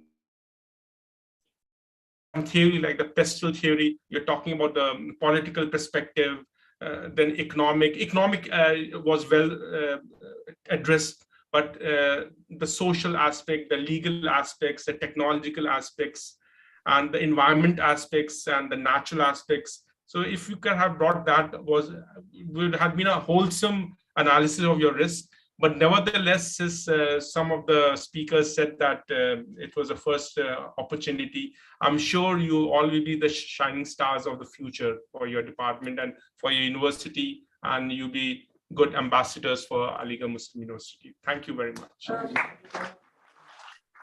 job indeed. In fact, we were really impressed with the way you approached the question. Each one of you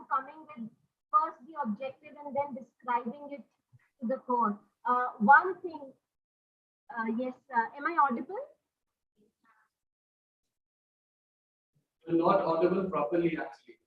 Okay, I think because of the thunderstorm here, there's some network issue going on. No, there's some kind of echo when you speak, so that's why we cannot consume your audio properly. Okay. I'll be a bit closer to another device on with this. Probably. Okay, go on. We'll try a little better. Okay. One thing I want to make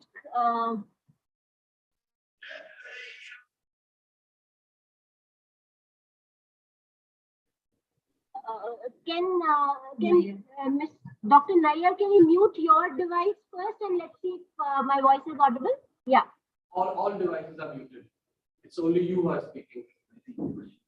Oh, one device is, yeah, now it's good. Okay. So I was saying that when you discussed about risk and you said that you would collaborate. So I would want you to have one food for thought, which is called crowdfunding. So when it comes to NGOs, crowdfunding is the mantra. So go and read about that. And, crowdfunding can do wonders. And the beautiful thing that I have learned with your presentation is the feminization of the risk, the genderization of the risk that you have done. A beautiful concept. And yes, I want to know whose idea was it?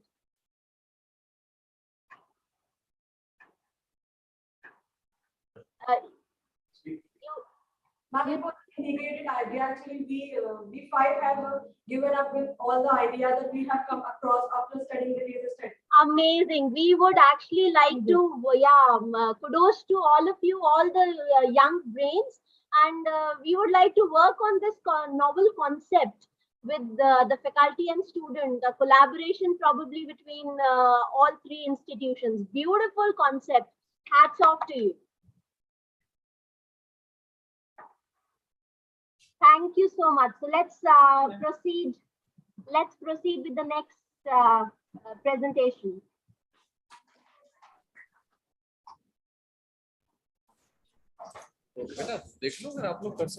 All right, so that was group number 3, and I think they really discussed about the root level issues. So, and I would say that it was a content-rich presentation that really spoke about that what better can be done, maybe, as an alternative. So they really presented a holistic perspective, and I think Dr. Faridi's inputs are also going to add up to their understanding to how to look at this case, maybe once again. Right, so we have another group that will speak about the leadership perspective, though they are not going to present it in a very, very comprehensive way. They're just going to briefly present their viewpoints related to the leadership perspective. So I will now invite group number 4, which is going to present the Chief People's Officer perspective to determine the most suitable leadership strategy that can be adopted in the SOL case. So group number 4, please come forward.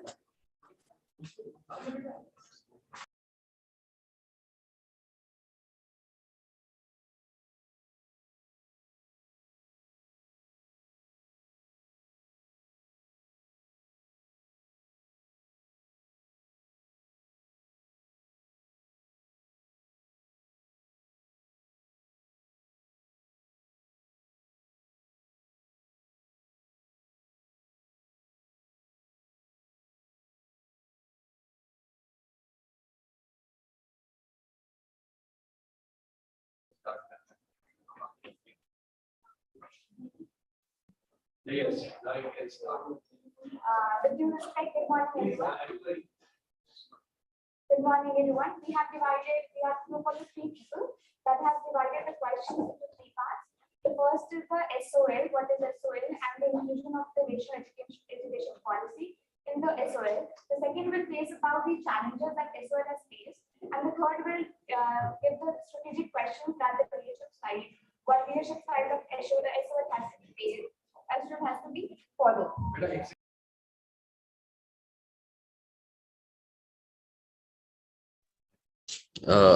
Yes, for Rishad sir and Saloni ma'am, actually there was a situation of rain right now and since morning in Aligarh. So this team is not present wholly. Okay, so 3 of them are here, so I thought, let me tell you that. Okay, sir.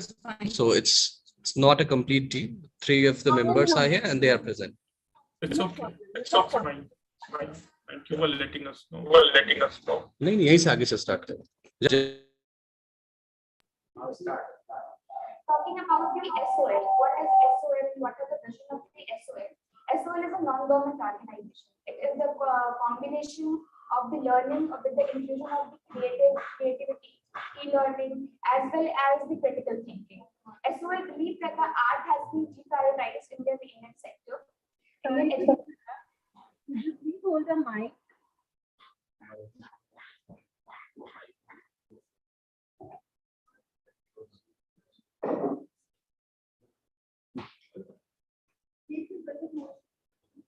Talking about the SOL.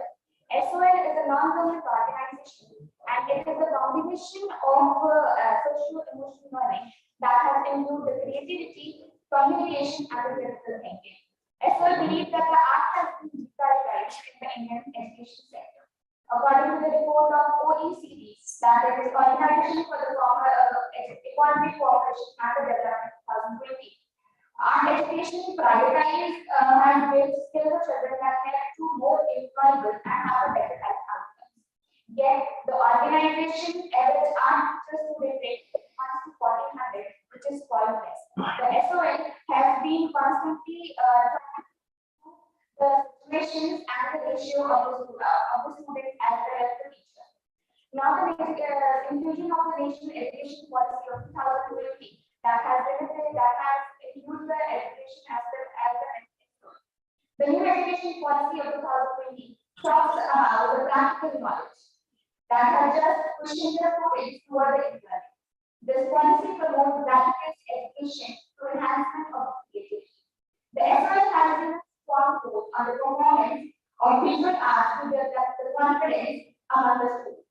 As the National Education Policy 2020 as well as the SOL has been focused on imparting the skills like communication, critical thinking, and the learning with the new ideas.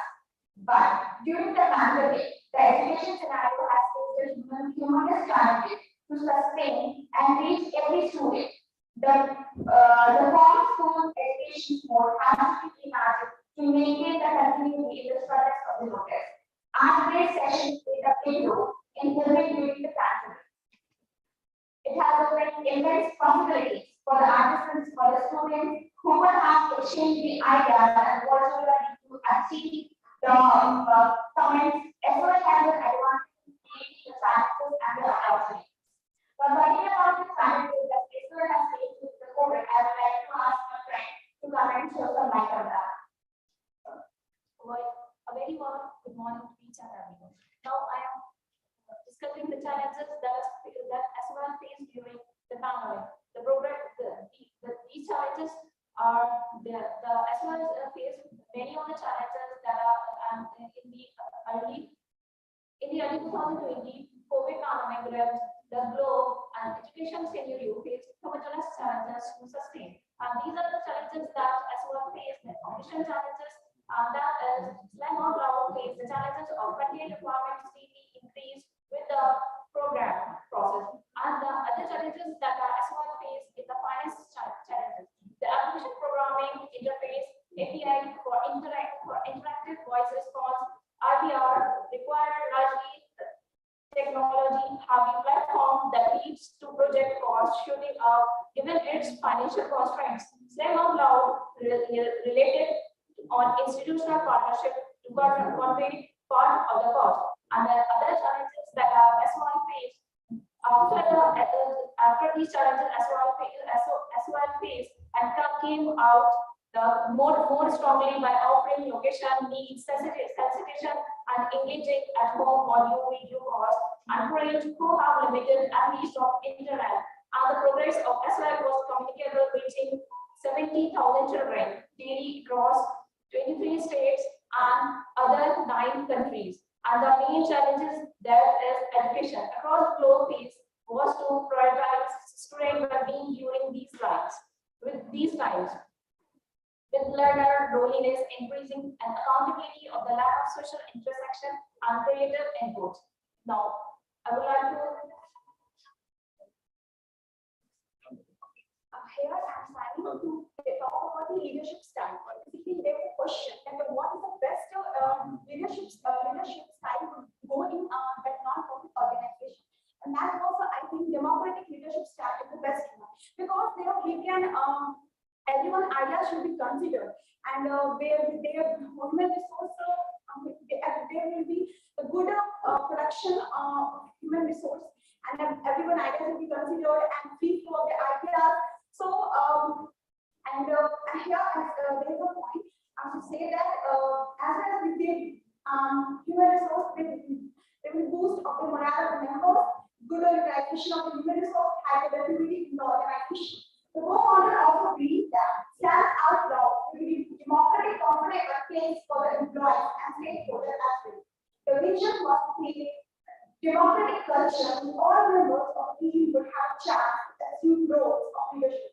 And everyone's ideas will be given equal consideration, and that's the best way to as over.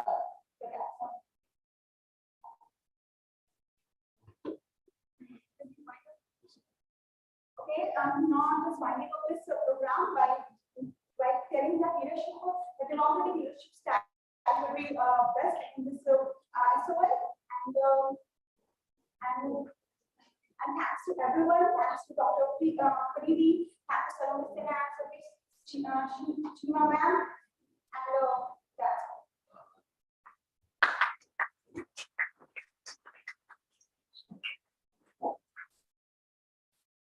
Thank you, Group 4, for you touch a very important perspective component of leadership, that drives the organization. So I suggest you, if you could have talked about the basic leadership styles, and then you should have differentiated between an organization and also between social entrepreneur. What will be the most suitable leadership style for social entrepreneurship? More empathy, more compassion, servant leadership. So I think it was a perfectly done. It's more blended. You could have done a role play. You could have you could have been the shoes of Jigyasa as a protagonist, and taking some clues from your group, I think 2, which was talking about strategic plan, and then bringing us a different culture in your organization. So it's that's the power of case studies, that you can build upon your colleagues, your groups who have brought certain ideas and perspectives. So it's overall good work done. It was a very integrative approach. Thank you very much.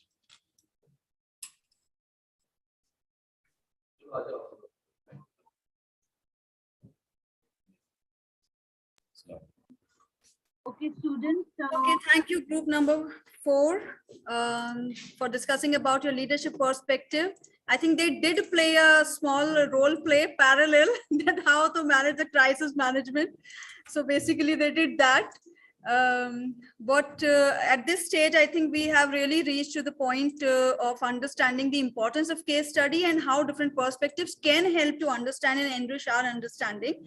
And of course, very rightly said by Dr. Faridi that there are some skills which are required in the contemporary times, like empathy and how to connect with the social masses. So it is like maybe whatever issue pointing out through, even in a very different perspective of a problem related to organization. So the social skills are very, very important in the current times and the future times to come. So the SOL problem addressed by different perspectives. I think it was a very interesting session for us as well to be a part of this. Now I request Professor Saloni, Professor Faridi to kindly, just wrap up this all through some kind of discussions over the key takeaways and the learnings that had been taking place in this session. Over to Professor Saloni. Thank you so much. And I think once again, all of us should congratulate the efforts of the mentors and the organizers, because they actually managed to steer the team in a way that it aligned with the objectives that we set out for. And we have achieved while we came together. So I hope the students enjoyed a case study like this, and I hope they found themselves on many occasions while working and discussing the case together. Sometimes they were like Jigyasa, sometimes they were like Gaurav, sometimes they must have felt that had I been Jigyasa, I would have said this. So how was it, students? Can you tell us your experience of going through this whole activity of reading, discussing, designing the presentation with your mentors? You can, if you have access to chat, you can possibly put in chat also. If all of you are logged in as well, then you could. And the second thing is the mentors. I wish you share your experience of this format that we designed in a hybrid way. And over to the mentor. So quickly in a few lines, if you can tell us your best takeaway from this session. Not only the session, the whole activity which centered around planning how to do it, managing the various types of crises, bringing everything and still making it happen.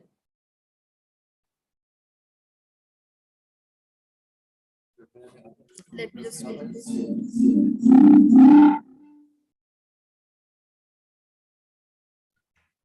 for the mentors.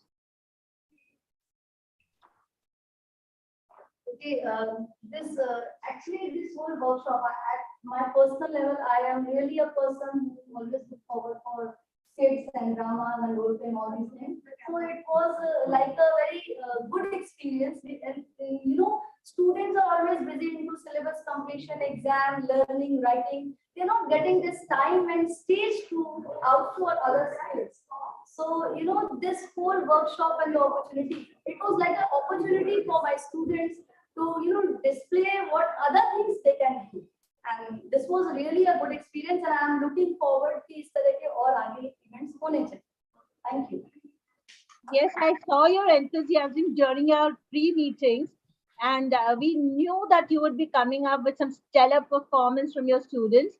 As a faculty of communication, future skills, theatre, and of course, I have also used Dastan Goi in one of my non-verbal classes. So lost art forms also I've tried to bring into the classroom. I just felt that, you know, outside the classroom, the real world has to be brought into the classroom in whichever way. That is the vision of the researching community, the academic world. The new education policy has also set out discovery-based learning, exploratory designs, you know, of delivering. So students, you should also come up and design the kinds of classroom learning you want. So steer the learning experiences with your faculty. This is the time for reverse mentoring. At age 50 almost, I'm picking up new age, you know, tools like Instagram and trying to engage it in my classroom because that's where my learners are. So as a communication faculty, I truly appreciate the effort of all the students for your public speaking, how much tough it is to walk up to the podium. This is the toughest distance from the benches where you're seated to the podium. This is the toughest. So brilliant, brilliant first presentations. Just that, be more careful in future about your typeface, how you create your presentations visually, as well as make sure you proofread your presentation. Proofread, because there were some commas, some spelling, some alignment, some spacing. Even those elements have an impact, right, on your audience. We get distracted. And sorry, but that is the role I play. So I become very critical on these aspects also. But nevertheless, congratulations to the faculty, because all of you ensured the presentation skills were also quite good compared to what we honestly were expecting. But the best of all was the engagement. Brilliant. And I think there's a scope to do much more together, and particularly the ideas that you brought in, because case studies are meant to be taken forward. In your own way, you can now develop. Probably you want to write a case study on SOL, on one of those things, and we're ready to coach you and mentor you. So the polls said that you did not receive coaching and mentoring enough. Here we are, and here are so many of your faculty members. I hope we inspired you to write more cases and advance the story of SOL or any other for that matter, right? So I think, okay, so I think we want all the students to come out of their comfort zones, stretch, and achieve more.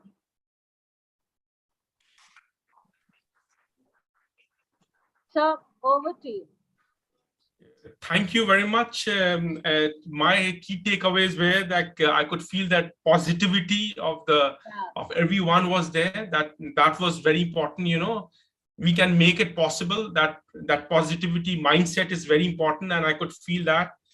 There was a lot of energy into the classroom. I'm virtually here, but I could feel that energy in myself, even so far distance. You know, and it was a good opportunity for getting a Harvard person from Harvard coming here online. You know, it's a really great opportunity. We are looking forward for one of the best universities collaborating, getting that insight.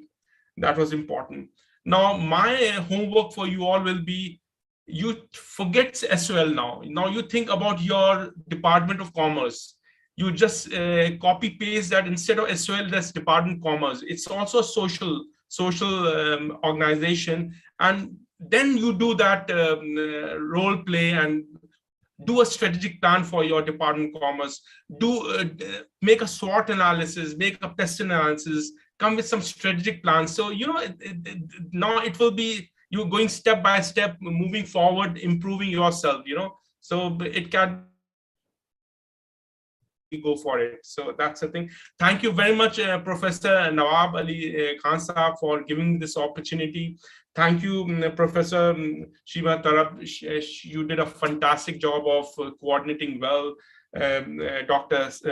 Mohammad Sam, then Dr. Nayyar and Dr. Shoaib, and I'm sorry if I missed someone, as well as it was a truly a good experience, and we are all here for making things happen, and thank you for trusting us.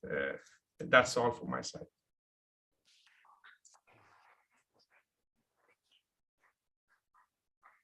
Thank you, Professor Saloni and Ms. Surabhi, for taking your time out also. Thank you, Dr. Faridi, and thank you, Professor Saloni. Thank you for all the appreciation. It was also, you know, we are also like to point out the key takeaways that we have. I myself is a very, you know, proponent of case study. I really love this pedagogy tool. So I also have learned a lot in this session today. And it is very important to understand the perspective of an educator also, like to understand how broad the expectations can be. Like not just from a learner perspective that how we can look into the solution, but it is also how we can look into the problem. So all of those perspectives are extremely important. So before we wrap up and before we do everything formally, let me just also welcome our Dean Faculty of Commerce, Professor Nasir Zamir Qureshi Saab with us. I want to invite sir on the screen to kindly say a few words. Okay. So over to Professor Nasir Zamir.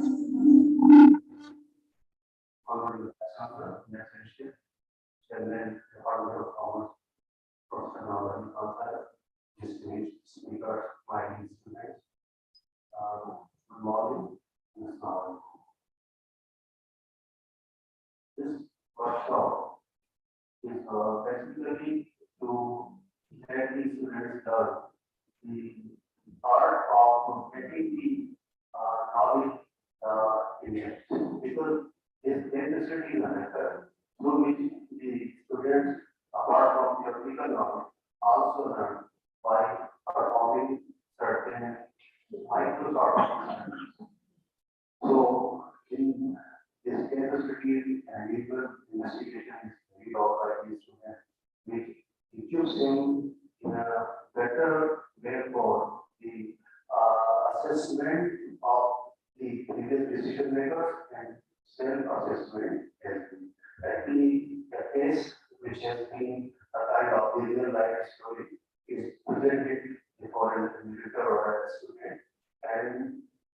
decision making are critically immediate.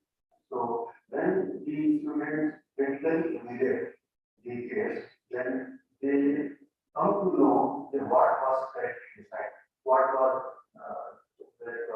wrong in that case. So when they say that this should have been like this, and this was decided like this, it means they apply their vision and their skill, and then they assess the decisions taken by the previous decision makers or the ones who handled the situation, and then they give their own alternate opinions. So when they realize that what went wrong here, and when they get an alternate solution or layout for that thing which they want to be improved upon, then that gives a good opportunity for the student to apply their theoretical knowledge and to solve the things practically. So that is really the things what the students are expected to have through this workshop, because once they get a practical situation, then that's a case of their theoretical knowledge as well as the application of their knowledge to the practice. So in this case, especially, they evaluate not only the evaluator, rather they assess themselves as well, because if they propose something better, if they supposed to be an alternate to the previous solution given to a case, then that is a case of the knowledge also, that as to how well they understood the things and where they disagree and what they propose to be improved upon. So that definitely is a very good way of learning the things in practice, and how this workshop will definitely these students quite can say the skill kind of things in their handling the things in real life. Thank you very much. And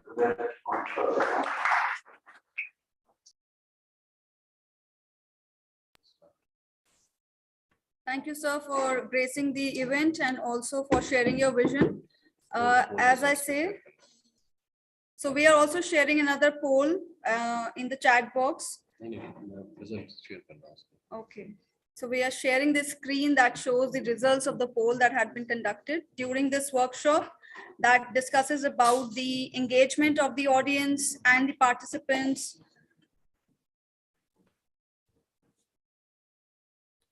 This was the pre-poll. Okay, so this is a post poll. Post, yeah. Post. So the post session poll clearly is the most optimistic one, and thank you, students. Miss Surabhi, can you be loud a little bit?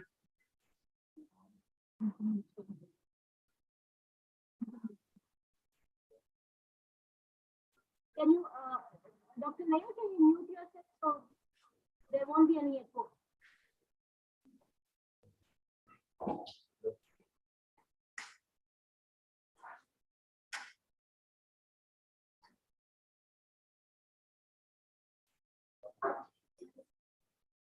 Yes, go ahead, Miss Surabhi.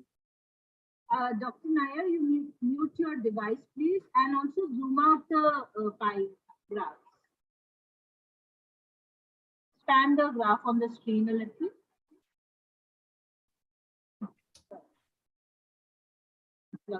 Yeah, so the polls are all the more optimistic, and I can see all 100% either agree or strongly agree that yes, creative confidence is the most essential skill for the 21st century. We don't take one. Yeah. Could you scroll down, ma'am? Thank you. Almost everywhere. Everywhere the impact can be seen, and it's all optimistic. Thank you so much. Can you please scroll down? Wow, so effective leadership, creative confidence, understanding social emotional learning. These are the important words of the 21st century that students today need to be apprised of. I love this. Yeah. I love the next one. It says, I'm passionate about, okay, please go back to the previous one. Yeah, I'm passionate about making an impact in the world by being a social entrepreneur. Even if you do not start your own venture, dear students, you are entrepreneurial in your mindset. So whichever ecosystem you're a part of, you are going to be brilliant because what you just demonstrated is self-directed attitude. I think this is brilliant. Good show. And social emotional learning. I'm very happy to share that yes, post-COVID, a lot of discussion is on emotions and compassion. I must tell you that in this case study, along with my authors, we have introduced a new framework called the 5x7 COVID SEL matrix. I'm really proud to share that we have the copyright of this.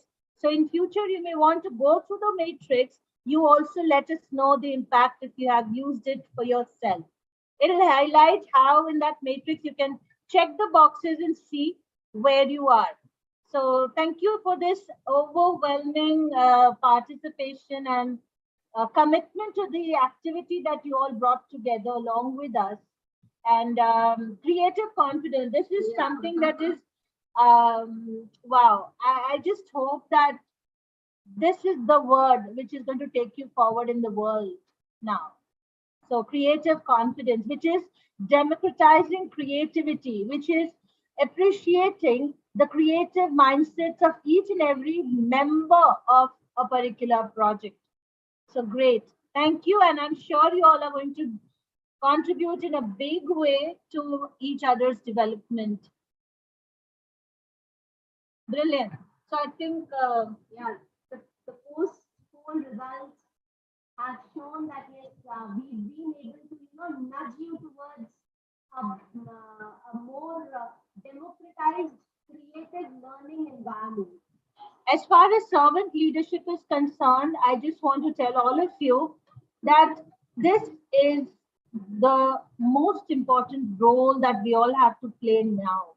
It is service-orientedness, giving back to the community. Become a person who will work with the team as one of the team members.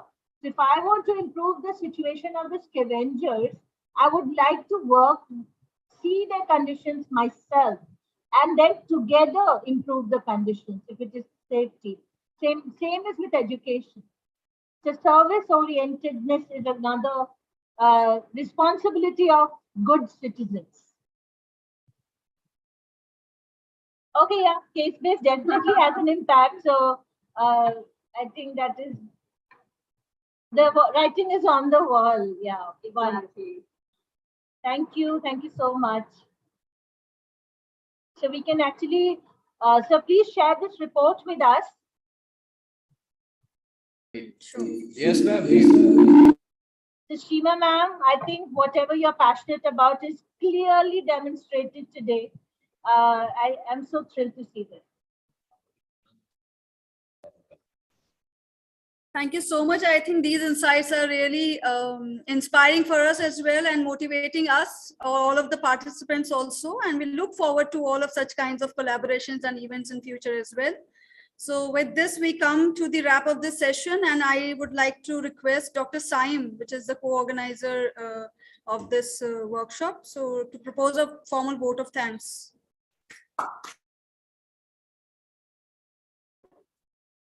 A very good morning, everybody. I'm here again proposing a vote of thanks. So first of all, I would like to thank Professor Nawab Ali Khan, chairman of our department, who gave all of us this opportunity. You know, it was his idea and his brainchild. He came to us with this. So I would like to thank Professor Nawab Ali Khan Sahab for this excellent workshop idea. And along with him, I cannot, our dean, who is the patron of this workshop, actually his overall support for programs like this, it has been tremendous always. So sir, a very big round of applause for you. Thank you, sir, for your support and making us all pull through in whatever situation we are. Further, I would like to propose this thanks to all the co-organizers, Dr. Shima and Dr. Aslam and Dr. Musa, for their constant support throughout. And all the mentors, Dr. Nishat, Dr. Shoaib sir, Dr. Nair, and again, Dr. Musa, and also Dr. Aslam for mentoring the students. And last but not the least, I would like to thank all the students who have participated so enthusiastically in this workshop. And for like last 10 to 15 days, all we were doing is doing something about this workshop, right? Making them read the case study or telling them the ideas. They are consulting us and we are pushing them. There were sessions going on, there were exams going on, and students were like, they were skeptical. They were like, how we are going to do this? So we are trying to build confidence into them, into us. So this whole 10 to 15 days was that kind of a period, and it was a very fantastic learning period for all of us. So again, I would like to thank all the students for their participation, and I would like to wish them for their successful future. And Dr. Faridi, Professor Saloni ma'am, and Surbi Chimaji, I would like to thank all of you for your support and your mentoring actually for us.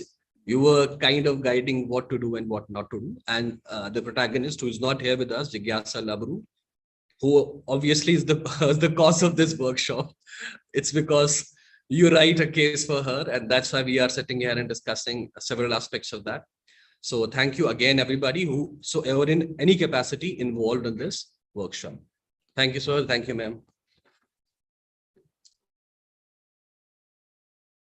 Thank you, and 3 cheers for the students.